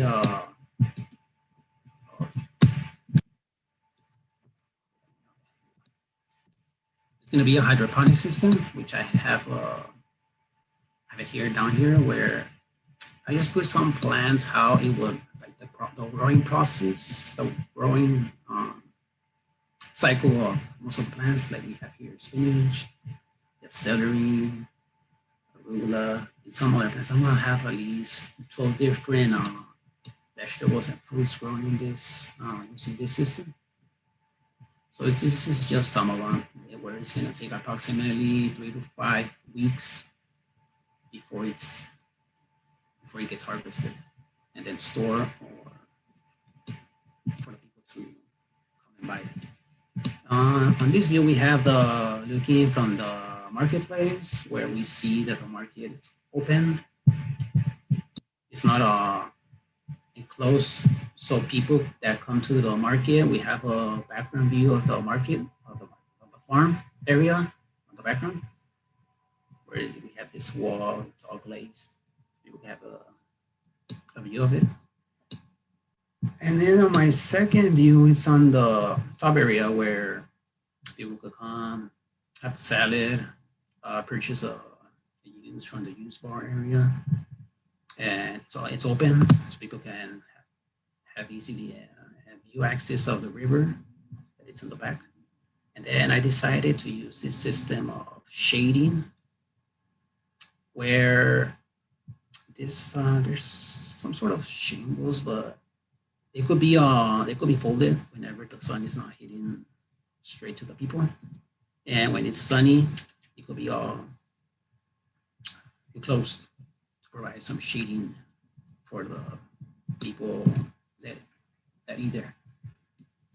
And well, I wasn't gonna add this one yet because it's not I just wanted to show how it would look from a top view, how the racks it will look with some plants. How it will look from the top view, which is, as you can see, it's too crowded, but it's gonna be have more than 100 trays there. So that's it for my project. Thanks, Edgar. How many did you say there were in? How many trays? Well, for when we do the math, it's going to be at least more than 140 of them for every rack, for the whole row of racks. All right. I'll let these guys ask a little bit more about that. Okay. I was gonna say, or let's just say what I was thinking, I was like, man, you lost me when you started talking about these trays. Okay. But look, the trays are really important to you, right? You talked about them a lot. So let's just accept that, right? The trays are really, really important to this project. Obviously, you really thought about this water and how the water goes in and the water gets recycled and all this kind of stuff. So there's Richard Rogers, these architectonic architects that express how the function of this building works, kind of like imagine the building as a factory. Maybe there's a way to show the water pipes that water the plants, on the elevation of the building, or so that the exterior of the building is expressing everything that's happening inside this building, right? Because right now you kind of put all this effort into these trays, but then you don't really get any architectural payoff for that because it's just sitting inside of a warehouse. If these trays could be part of your facade, or if the module of these trays could be a little bit more of a part of your facade or something, or maybe some of them are outside. I don't know. Maybe some of them are outside and inside. I mean, we do have a lot of sunlight here. And if that was expressed a little more on the exterior of the building, the function of this thing, because otherwise it's been the common fallacy in architecture where people say that, well, you could see through glass, but the reality is in the daytime, you can't really see through glass. It just looks like a big black box. You really only see in it at night when the light inside is equal to or greater than the light outside. So the only way you're really going to know what's going on here is not really because of the glass. You're going to know what's going on here because maybe some of these trays are sticking out the side or right up against the glass or something like that. Like at night, maybe they're really close to the glass and there's really bright lights in there and then you see them, something like that. I feel like, so I went and I read what your intro sentences about the story of your project, and I feel like you skipped over it, but I think it's really important because what you're really suggesting is that this is essentially the future of agriculture and that we as a society need this. This is what's going to save us from climate change. And I wish that you had started off the way you talked about it that way, because it really then kind of hammers home how essential this is. You know, this isn't just like your pick your own berries or apple orchard agriculture on display, but rather this is like a working system that is feeding Los Angeles because of the damage we've done to like the Central Valley, right? And so if that's really the situation you're setting up, I think that one, of course, the trays are important, but everything surrounding the trays and the architecture and the people who are working them, it has to work. You know, it can't just be a casual, you know, spacing and separation of these trays relative to each other, but rather like the project is making sure that everything is in service of this system and this this like new solution so that it can produce the maximum. And so to that end, I feel like you're building, I think there's a bit of like a dissonance, right? Because it's like on the one hand, you want to create this building that has like an open facade that looks open to the river, and there are certain like touristic elements that you're trying to implement, like a nice roof deck, but it feels like there's this really strange tension with then this like working mechanism that has to work, otherwise we'll all starve. And so you know, maybe it's like you could focus more, you know, you could focus more of your attention on perhaps, let's just say the warehouse, the logistics facility then. And if that's what really needs to go, you know, be maximalized, then you try to start to inquire the questions of like, not only are there trays, there are the humans who are using the trays. Does the building serve the humans or does it serve the equipment and the machinery? Well, the best buildings are the ones that respond to the interplay between the humans and the machines together, you know, if we're talking about logistics. And so, you know, I see that you're starting to like create difference in the building in the areas of where like the seating are, you know, such as like different sized door openings or like ramps or something like this.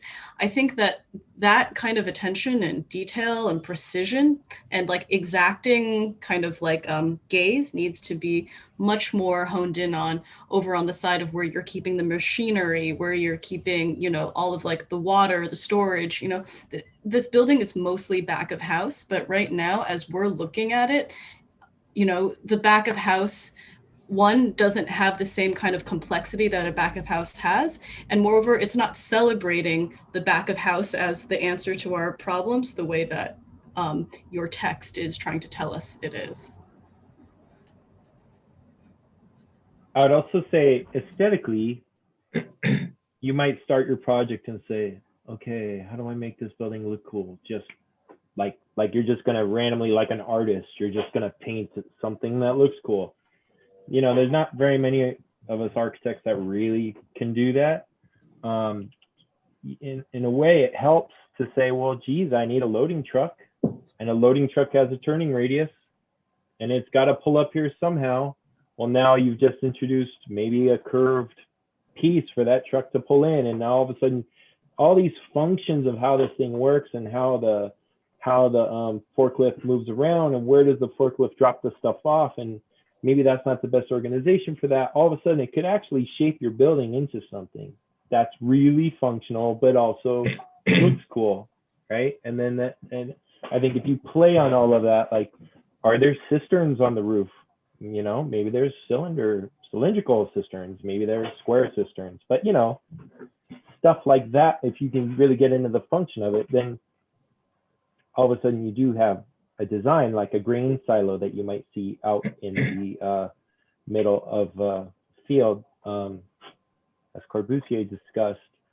You know, this could be a building like that, and then you can still be an architect. You don't have to just be an engineer. You can be an architect, and then you can say, oh, how do we paint this? How do we organize it? How do we, you know, structure it in geometric ways, you know, to still serve the purpose, right? The function.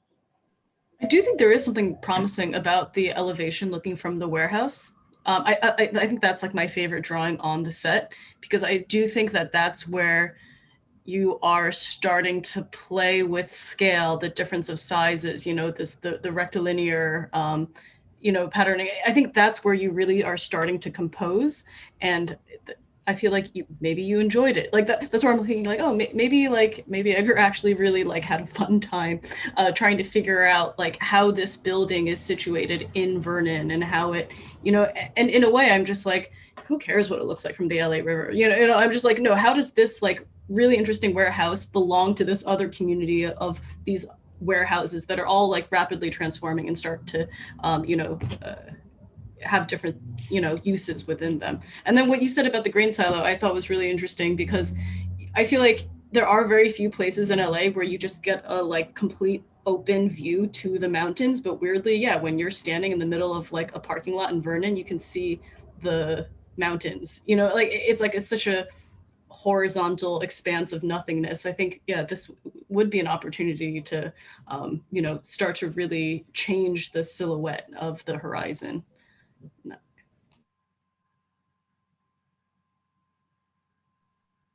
Yeah, I think for me, Edgar, what I struggle with is that you just came out the gate and just started telling us what was in your project. And maybe I should have read the text on the page. You didn't really tell us what your project was about. And so I thought that was kind of a ruse, like you're tricking us. And at the end, you're going to reveal. And so I think that's a missed opportunity. I think Manyan's way kind of one possibility to give you, another way to look at the work would be to embrace the sort of warehouse, the industrial aesthetic. And as Michael kind of pointed out, like take it to its logical or possibly illogical conclusion, really push those things so that it's sort of formed by overly pragmatic solutions, so like you take it beyond that point. So whether that's expressing, the infrastructure of the project, or it is kind of taking the sort of prosaic elements of that industry and using them as the facade aggregation on the facade or something to create, the aesthetic is a possibility. But I would love for you to kind of represent and just say something like, there was something that I'd worked with Frank Gehry years ago, and he presented a project without talking about how ridiculous it looked, like how expressive. It was just like how you presented, like there's a bathroom here and the front doors here and the service. And he never talked about that you're looking at something that really was, totally practical, the plan, but the expression of it maybe less so. And I wonder, like, is there a way for you to invert that? Like, show us something that's so pragmatic, yet you're talking about it.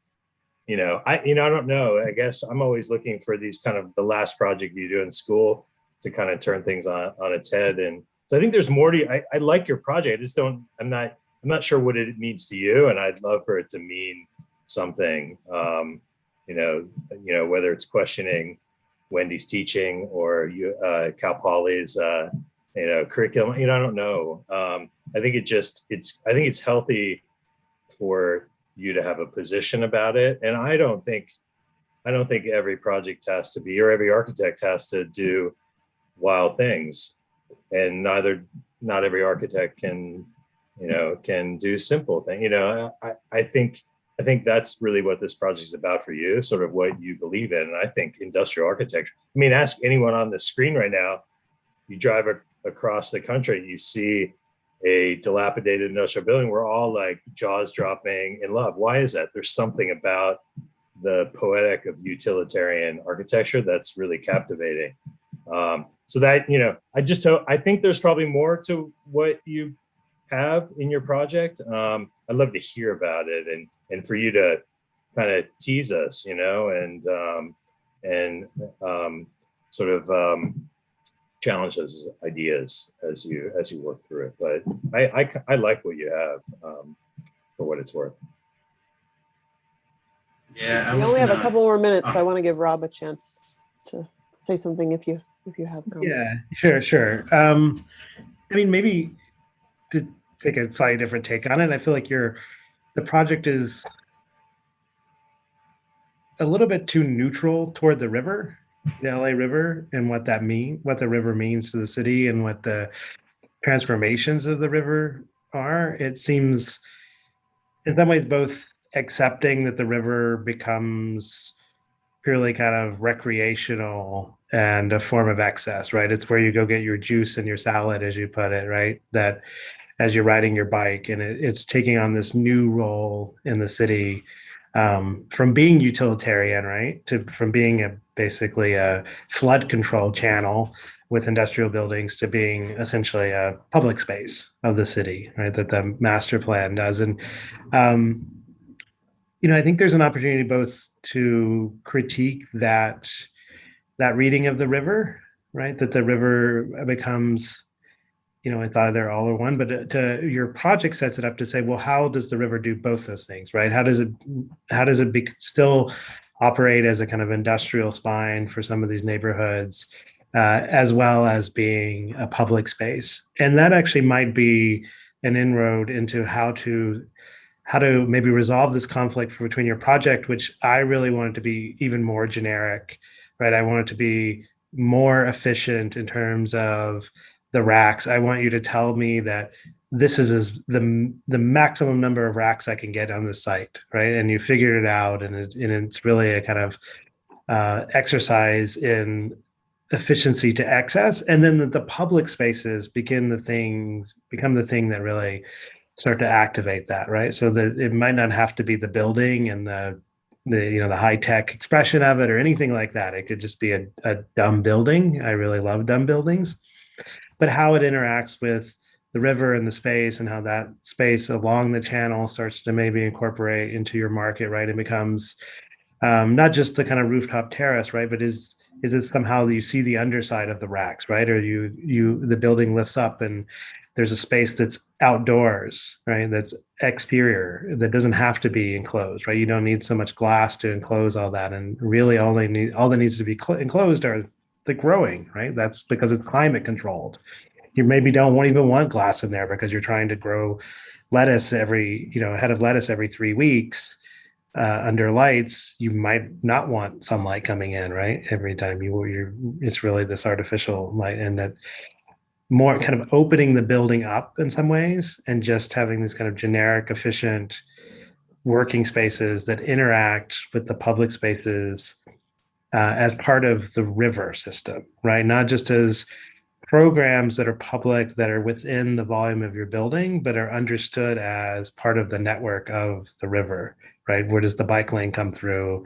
How do these things connect? Does this become one kind of node of along the river, right? And how does it connect back to the neighborhood? And I think all of those things become opportunities where something that's hyper generic, hyper efficient to the point of excess, right? It could start to talk about those different roles of the river in our city.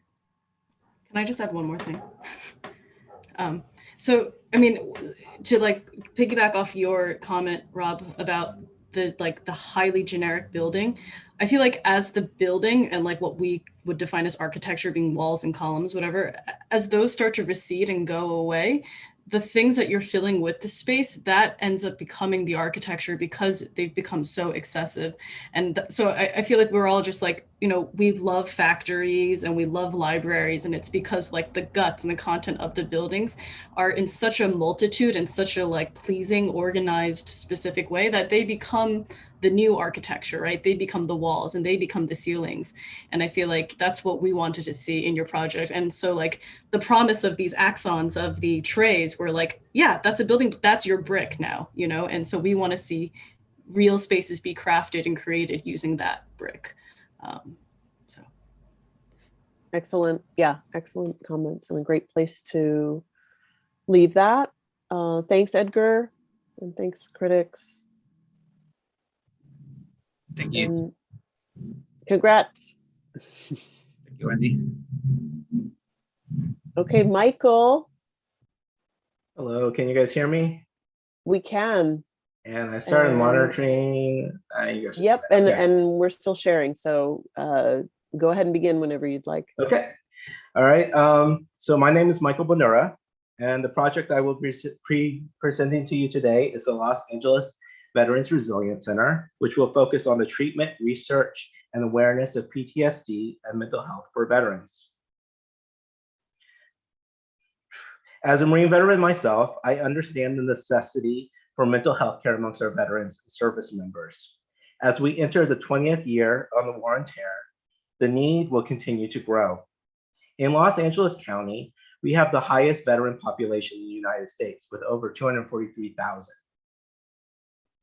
The VA estimates that nearly 20% of veterans will have a post-traumatic stress disorder episode each year.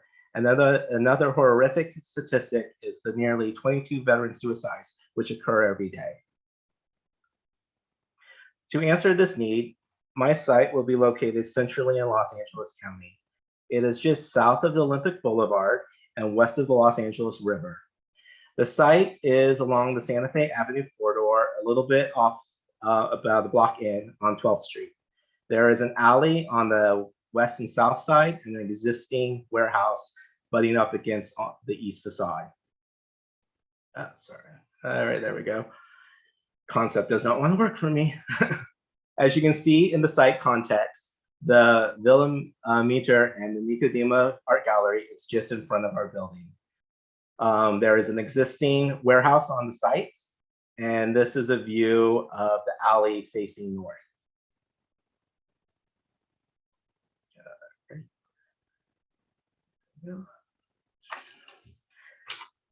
As I began to develop the project, I asked myself how a building could express its function and in what way a therapy center can do this.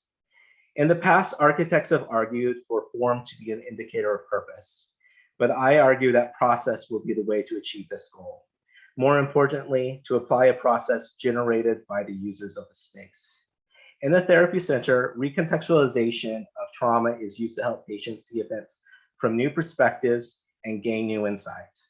I began to apply this process to architecture by conducting a series of study models built from past projects. In this way, I was able to achieve recontextualization of existing materials and give them a new function. The goal was to create space for veterans which had undergone the same process that they were participating in. Formally, for a massing strategy, I used the figure ground relationship of subtraction and addition. This relationship would be a guiding rule throughout the project, creating moments between light and heavy, public and private, and open and closed.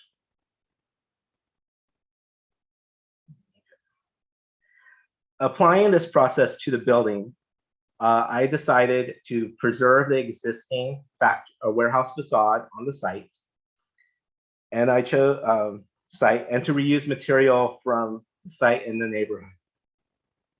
Looking at my massing strategy, you start seeing the figure ground relationship being applied. The subtraction becomes the courtyard. The addition becomes the tower. The program will move from public to private spaces. On the ground floor, there will be a research space. Basement will be research space. First floor will be the maker space, which will be a pottery studio and community spaces. The second floor will house the administrative and support spaces, and the more private spaces along the tower will be the therapy spaces. Looking at the axon here, you can see the lessons learned from the study models, creating moments of layering and moments of tension between the existing structure and the new additions. The materials that I'll be adding will be from the area. So as you can see on the northern facade and west, there will be corrugated aluminum paneling that will form louvers. The idea is that this will be recycled from sites in the neighborhood that will be torn down during the redevelopment and other sites throughout Los Angeles. Brick and cinder block will be preserved for the existing warehouse wall. And to complement that and to pay an homage to the pottery studio, the new walls will be clad in a ceramic rain screen. The brick walls that will be torn down on the alley side and on the south will then be reused in a new regulating wall that will cross through the site. Sorry, this does not want to work for me. In the courtyard, there is a key moment where the veterans will have agency in the process of recontextualizing the building. In this space, a gabion wall will be placed, which will be filled by the veterans with pottery shards and other items of their choice. In this way, the reuse of material that is normally discarded will be the way for the veterans to leave their mark on the space.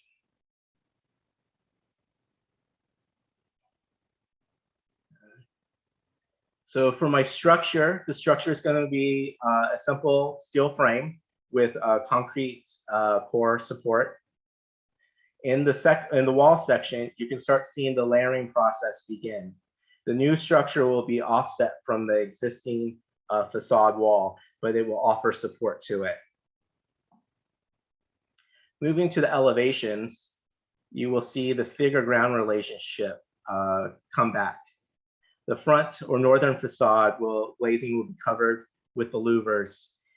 This will sort of make the facade feel much more lighter. As you move to the south facade, the opposite will occur and the building will have a much more solid mass.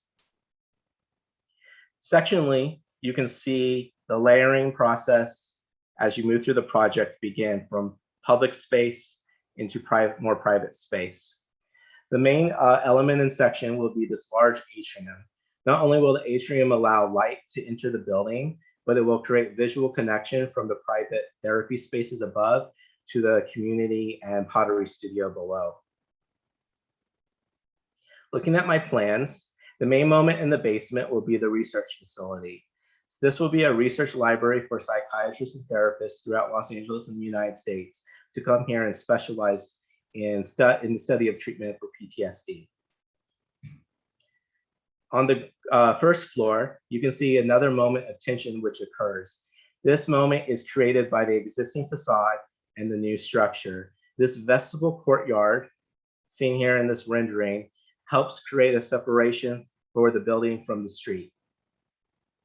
Mirroring that experience will be a central courtyard right here. This courtyard will be an extension of the interior spaces of a multi-use space that can be used for art shows and galleries to the cafe and lobby space.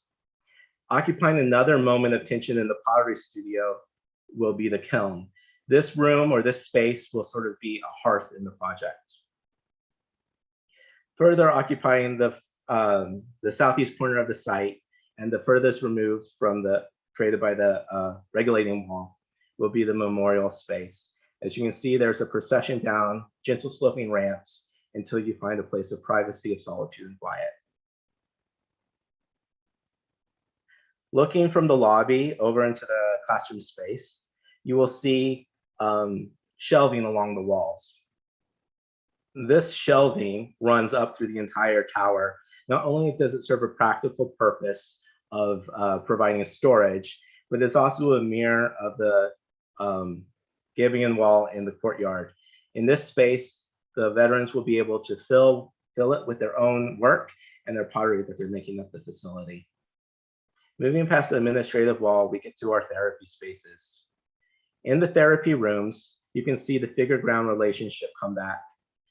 The louvers and the glazing will create this relationship.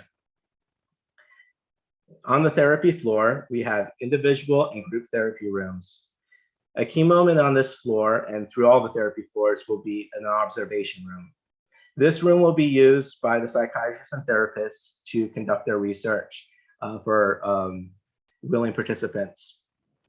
Another moment occupying the place of tension will be the rooftop terrace. This place will be a space of leisure and will be for the veterans to occupy how they see fit. You can see a rendering here.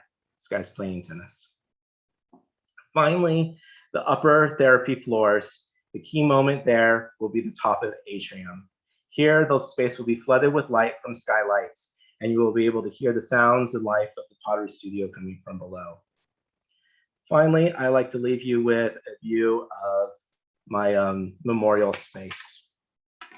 In this project, I hope to create a space which reflects the experiences of the people who occupy it. My goal for this project was to show how scars tell our stories and how people and places can find new value and purpose with a change in perspective. Thank you. I'll stop moderating so you guys can look around. Thank you, Mike.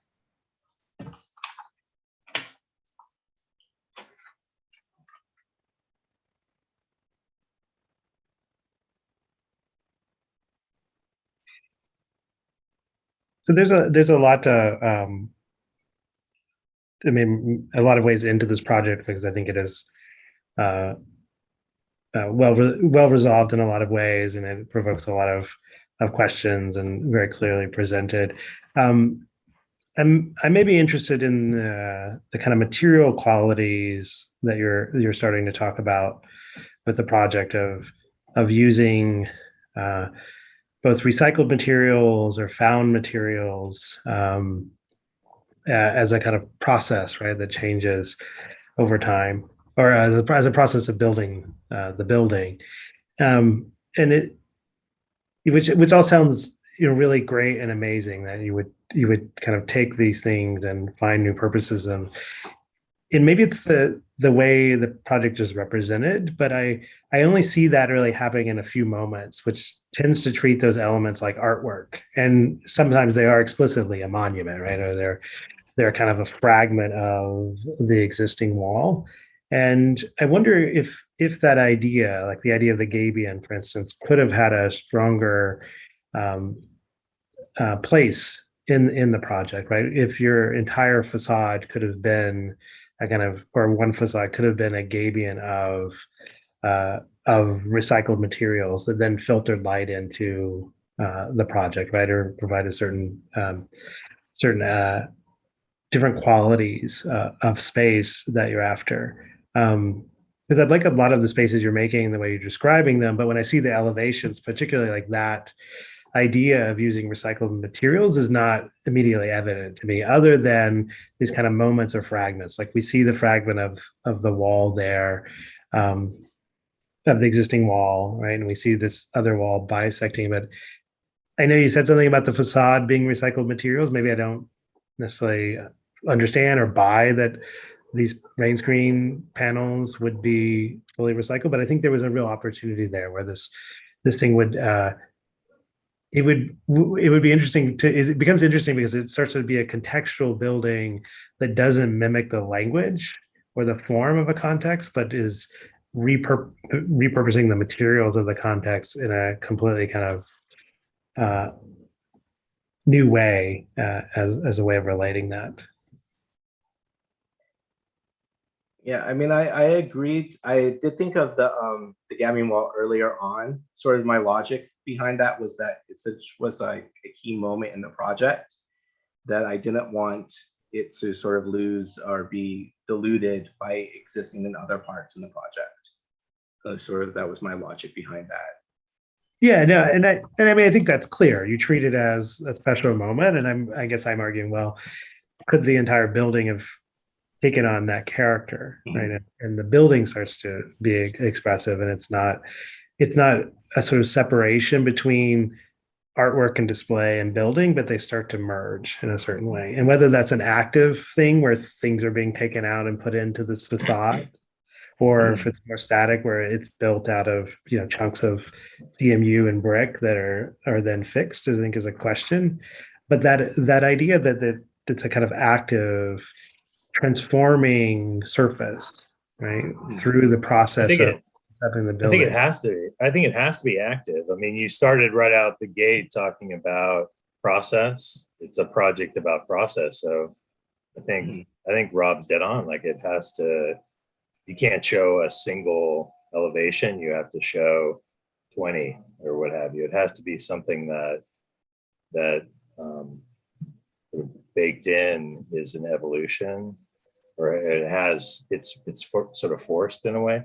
I think the floor plans, the way rooms are organized and how it flows spatially, would want to emphasize that kind of procedures as well. I mean, for me, the only room that sort of starts to do that is the interrogation room, the observation room. But it seems like programmatically, the building needs to be laid out as a series of moments as well, which maybe it is, and it's not super clear, but it feels like you can move kind of freely around that core, but maybe it should be more linear in nature. Sorry, Rob, I didn't mean to cut you off, but just those diagrams from the beginning I thought were pretty provocative. And then the building is, you made one building. I don't think you can make one building in some ways it has to be, it has to have,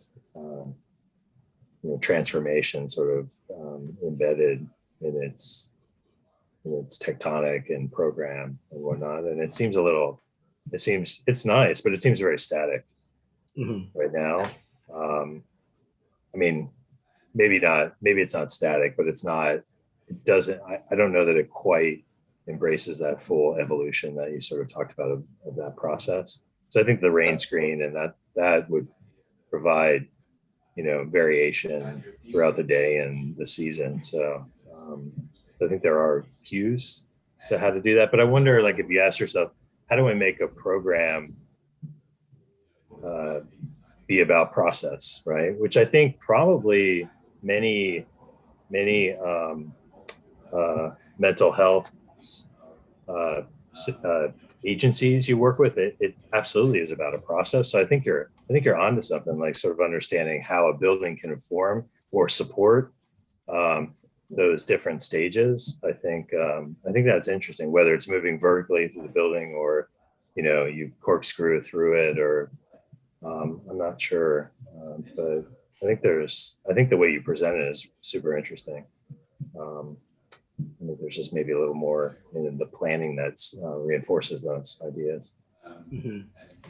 I think it's a building that I think was exploring process, but also at the same time exploring performance of process as much as like actual like utilitarian of process and use, and to me, I wonder, like, I think this is like a true provocation, is like, is the performance of the process, like the actual creation and the act, the ritual of like creating this Gabian wall, like, is that enough? Like maybe that is simply enough. And like going through that action and being in that space is part of a healing process.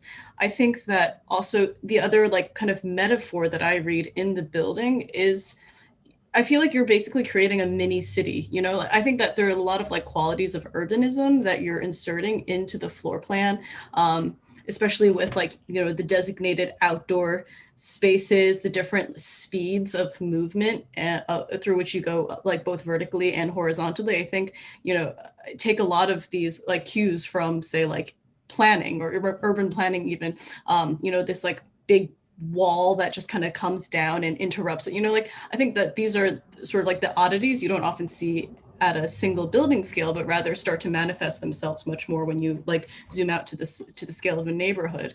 And so I think that while there is a certain staticness because of perhaps like, the way that the floor plans are so specific, on the other hand, I feel like the promise and the opportunity for say like the variations of experience even within a single user are there. And maybe it's also like the way that the representation in which you've created, like the humans are like the most prominent thing, and like the background representation starts to fade away. It's almost like it's like a memory, like it starts to be able to be like rewritten, like this could actually be a different place where I am now, like having this contemplative moment. I don't know. I guess I think like the metaphor, the package of the process and the rewriting, the re-perspective is kind of like all there in this package of the project that you've delivered. I think that there's something really interesting about like what you've decided to kind of cement as real versus not, especially in not real, but like cement as like the real static thing versus what could be kind of like erased away or like palimpsested out. I'd be very curious to see like if you did that kind of overlay to the more like formal architectural elements, how that would also enhance or create certain differentiations in your story. Does that make sense? I think so, yeah. I that was something that I did sort of, from what all of you guys are saying, something I did struggle with, because at midterm this project was very, very static, and that there was no interaction for the users to the space.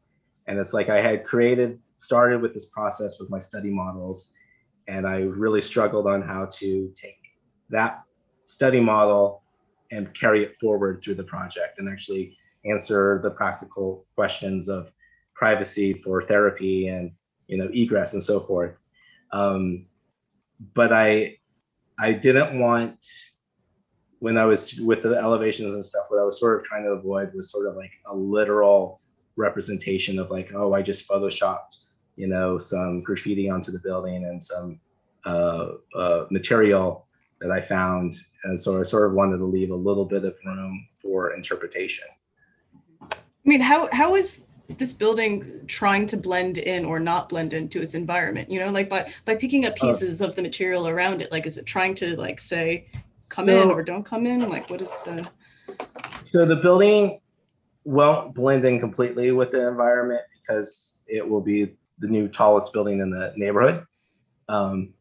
But there is sort of an idea of sort of taking material that's normally not considered to have value and keeping it. I sort of found that, like, especially in Los Angeles, we seem to be so willing to just bulldoze everything and start fresh.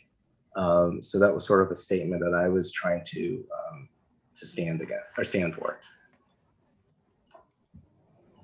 I really like keeping the old facade. I think a lot of architects will say, well, that old facade is not significant. It's not by a major architect. It's not, you know, it was utilitarian or whatever. But I think once you take a piece of history like that and you just preserve it, somehow now it takes on a greater importance. Like, look, there is history here. There was time here, you know, time happened here. You have this really dark line, you know, kind of a slightly diagonal dark line on the bottom of a lot of these plans. That's an old facade too, right? So you have the facade on the top on the street side, and then you have a facade kind of in the back. Yes. Bottom of the plan. So, too. And then in your section, up above, in your section, you're showing this kind of pitched roof thing protruding through the old existing square facade, which is kind of interesting.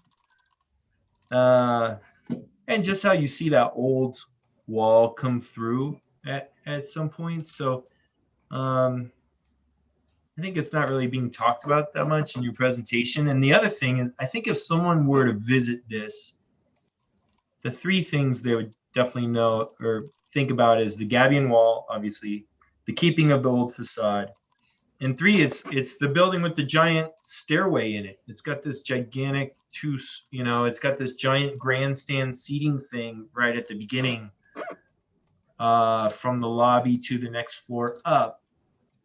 It's right in the middle of the building. So it's pretty major space right there that I guess could be a presentation space or something, but it's kind of facing this glass room on the first floor. What is that? Yeah. So the room on this basement floor will be sort of like a reading room for the veterans. Okay. And so sort of the case study that I was looking at for this seating was the well, no, I can't even think of what it's called, but it's the film archive up in Berkeley. And so it's sort of like an informal space that can be used for lectures if they would like. But sort of a gathering space. Like you could hang a screen down on it. Or yeah, so the idea would be like they can cover these windows with curtains, hang a screen down on that wall. You can see in this rendering here, and that, you know, if they needed to do a presentation of some sort, that this space would be able to do that. Yeah, so I was looking for renderings like that one that you just pointed out. But I was kind of looking for one facing the other way where you see all the seats. And then also the section, there's no section through that anywhere. Oh, there it is. Yeah. Couldn't find that. Yeah, just so the in a way, at the end, you kind of could break down one of the biggest features of this. It's that metal facade, it's the stairway / grandstands, it's the gabion wall, and it's this existing thing. But yeah, I think this is a pretty cool advanced project, actually. I feel like it just needed, maybe you went through all this trouble to make this 3D model. I feel like you could have had some more 3D stuff in this. Yeah, you know, another week would have been nice. Yeah. More rendering time. Yes, definitely. We have a few more minutes for any last comments if you guys want to add anything. I think that there's something about the aesthetic of the building that is incomplete also that I'm reading or perceiving from your project. I wonder about like what happens when the project is done. For instance, like when the Gabion wall is finished, or when the shelves full of the pottery have already been full. Like, is there a period of disassembly of going backwards a little bit to kind of rewrite?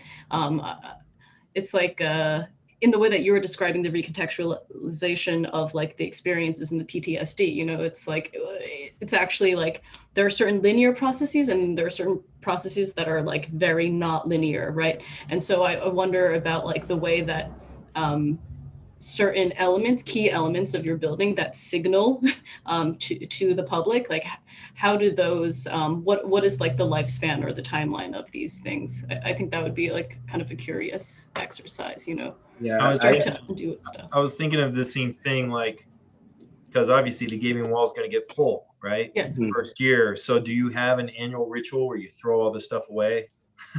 Like a purging and then you start refilling it again with, or, I had a friend who said, I'm going to go to the Dockweiler Beach. I'm going to burn every notebook I've ever written. I'm like, yeah, I'm going to go do that too. So we went to Dockweiler and burned all our notebooks. It's like, I just purged all that shit I wrote. Clean slate. I don't know. There could be something therapeutic about that. Yeah, I think that the project could definitely have a life after this. From what you guys were saying earlier, I was thinking like, oh, if I move this project forward, I would maybe like to see what would happen if like after 100 years from now, when it's no longer a therapy center, it becomes housing or something, how an addition and stuff would be done to it.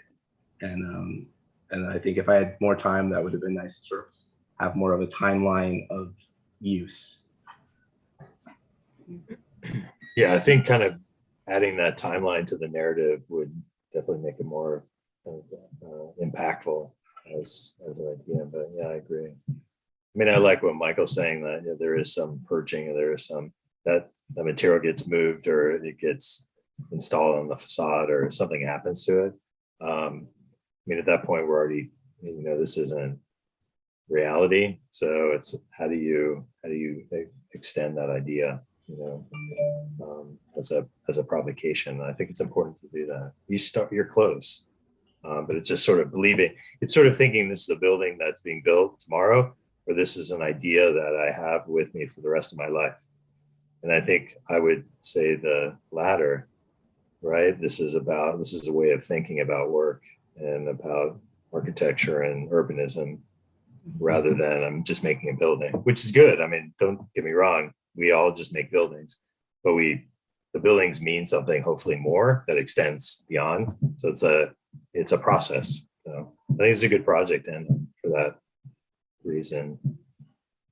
Maybe one thing to add to that is thinking about the process and the cyclical nature that could take on, and even the process that you presented, right? Everything is kind of neat and resolved, but you would imagine that both your process and the kind of life of the building would be much more untidy, right? And maybe that's something that could be built into the way the spaces operate and the way they change over time. There's no mess, right? But where there is things that are seemingly untidy, they're so carefully curated and contained right in this wall. But what if the idea of process as making a mess, right? Or like sorting through things and deciding what's valuable for what different reasons, right? That could be analogous to not just the design process or the building process, but just dealing with life. Influenced how you thought about the spaces. So would there just, rather than just the carefully careless wall, right, composition of these, was there just a big pile of shards, right? And those things had to be sorted and into kind of display. Others got put into the facade. Others went there. So there was things on the floor, and there was a messy pile in the yard, right, and all this stuff that would become another way of activating it, both in terms of its architectural material, but also in the kind of life of the building, and thinking of just untidiness, right, as a Actually, part of the I have problem. I have an anecdote if I could share. So what I consider my thesis at Columbia, or a project I was doing with a good friend, and our premise, it was a social service project as well. And our premise was that we couldn't have a fixed building, a finished building, because it needed to be something that could sort of undo itself and therefore not create a dependency. Where, well, the argument we're making is that it being fixed created a dependency on the facility and on the services. And so our idea was about this building that undid itself. So as we presented, I had Stephen Hall, we had Tom Main on the review, Levius Woods, and some kind of heavy hitter. As I presented, my partner on the project, we had a big model that was probably the size of a desk. He started taking it apart, and it probably took about 30 minutes to present. And when we were done, as Rob was kind of saying, all the pieces were laid out on the floor. There was no project anymore. And it fucking killed them. They didn't know what to do because there was nothing to critique. Like, it was gone in a way, right? And so I guess that's what I was saying. Like, how do you make a project that is about itself in a way? It's sort of meta, and it's sort of the way it acts, the way it's built. And that's why I think you're close, and Rob's giving you other ideas on how to do that. But I think it's such an interesting idea. So, like, the thing you make actually does what you say the building would do, and all these elements are tied in. Not easy to pull off, and I don't know that I've ever had a project that it came together as well as that, kind of conceptually. But it was a beautiful thing. Just all of those silenced super critics, right? Just with not sure what to critique or what have you. But yeah, so I think, like, how do you make something that performs in the way you're talking about it? I think that's a great provocation, a great question that you brought to the table. Thank you. I think also, for some reason, when I see this, I get kind of triggered, and I remember going to visit Auschwitz, and then where there's piles of glasses and there's piles of artificial limbs, and you're kind of like, God, what are people going to put in here? Yeah. Is it going to be triggering? Is it going to be depressing? Is it going to, or not? And sometimes you wonder, like, ooh, should this thing be off on the side, like a private temple space where people can go and meditate privately and avoid it? Or should this really be visible? At one point it was. For sure, it's really, for sure, the thing is powerful. And at the same time, if you walk by it every day, you will get desensitized to it, I'm sure. But it is a pretty powerful thing, actually.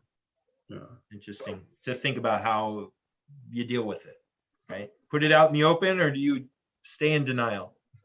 I think the difficulty thing, especially as designers, is to sort of let go and to say the people that are going to use the space will use it the way they want. And so, like, I know, like, being a Marine, I'm like, oh, there will be inappropriate things put into this wall. But yeah. I think these are all, I mean, I appreciate all the comments. I appreciate the kind of, I think the project, Mike, allows readers of the project to kind of go to a personal place, like even Aaron's kind of personal anecdote and Mike burning his notebooks and things. It's like like your work is kind of actually bringing up this stuff, and I don't want to let that go unrecognized. I also think we talked about this a little bit with Julio's project. The Cal Poly senior project doesn't pretend to be a thesis. We don't ask you to take a critical stance on process or your own process. It's not really part of the comprehensive studio, but you've actually been able to do that in this project. And I think Aaron's touching on that and saying this is a question you'll keep working on. It's one of those questions. It's one of those kind of wrap up projects, of course, to your undergrad, but it's also this other set of questions that you'll keep asking. And I also love Mayan's comments about the palimpsest, because that is one of the very first things we talked about last fall, that you wanted to, the kind of the rails that are embedded in the asphalt all over LA, and that you see these old things, and you can kind of muse on what that was and what those train cars were like. And I think that the kind of Manyan's assessment of the plan being a kind of urbanism of all those weird layered leftover things is really something you wanted to pursue from the start. So I'm really glad to see where the project ended up, and that you were able to kind of pack in as many of those issues as you really had an interest in at the start. We are done with the presentations. Congrats, Mike, you're done. Thank you. But if the critics would like to give any general comments to these guys, they won't, unless they're going on to grad school, they won't have crits again. This is the last. The only crits they'll get but if you is guys from have totally any uneducated from clients, yeah, neighborhood councils and angry people, really angry people. I feel like you probably I missed hearing your stark comments. I feel like every review I've said on this year, there's been this applause at the end for like students doing this through this past year.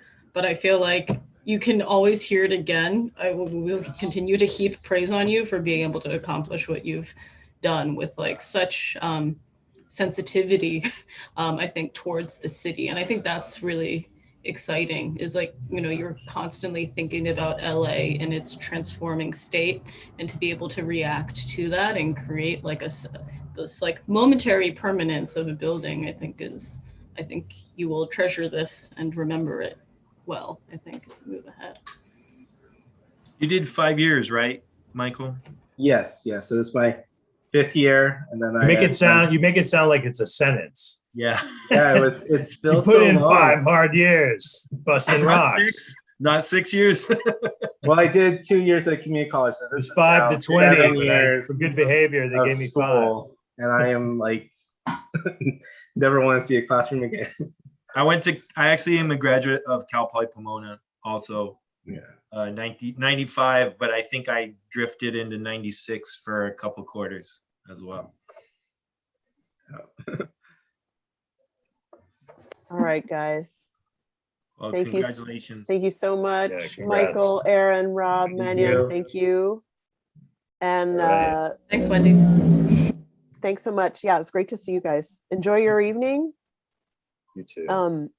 Our section, I just want to have a quick meeting with you guys on our Zoom, and then I'll let you go. Thank you so much. Enjoy your weekend. All right.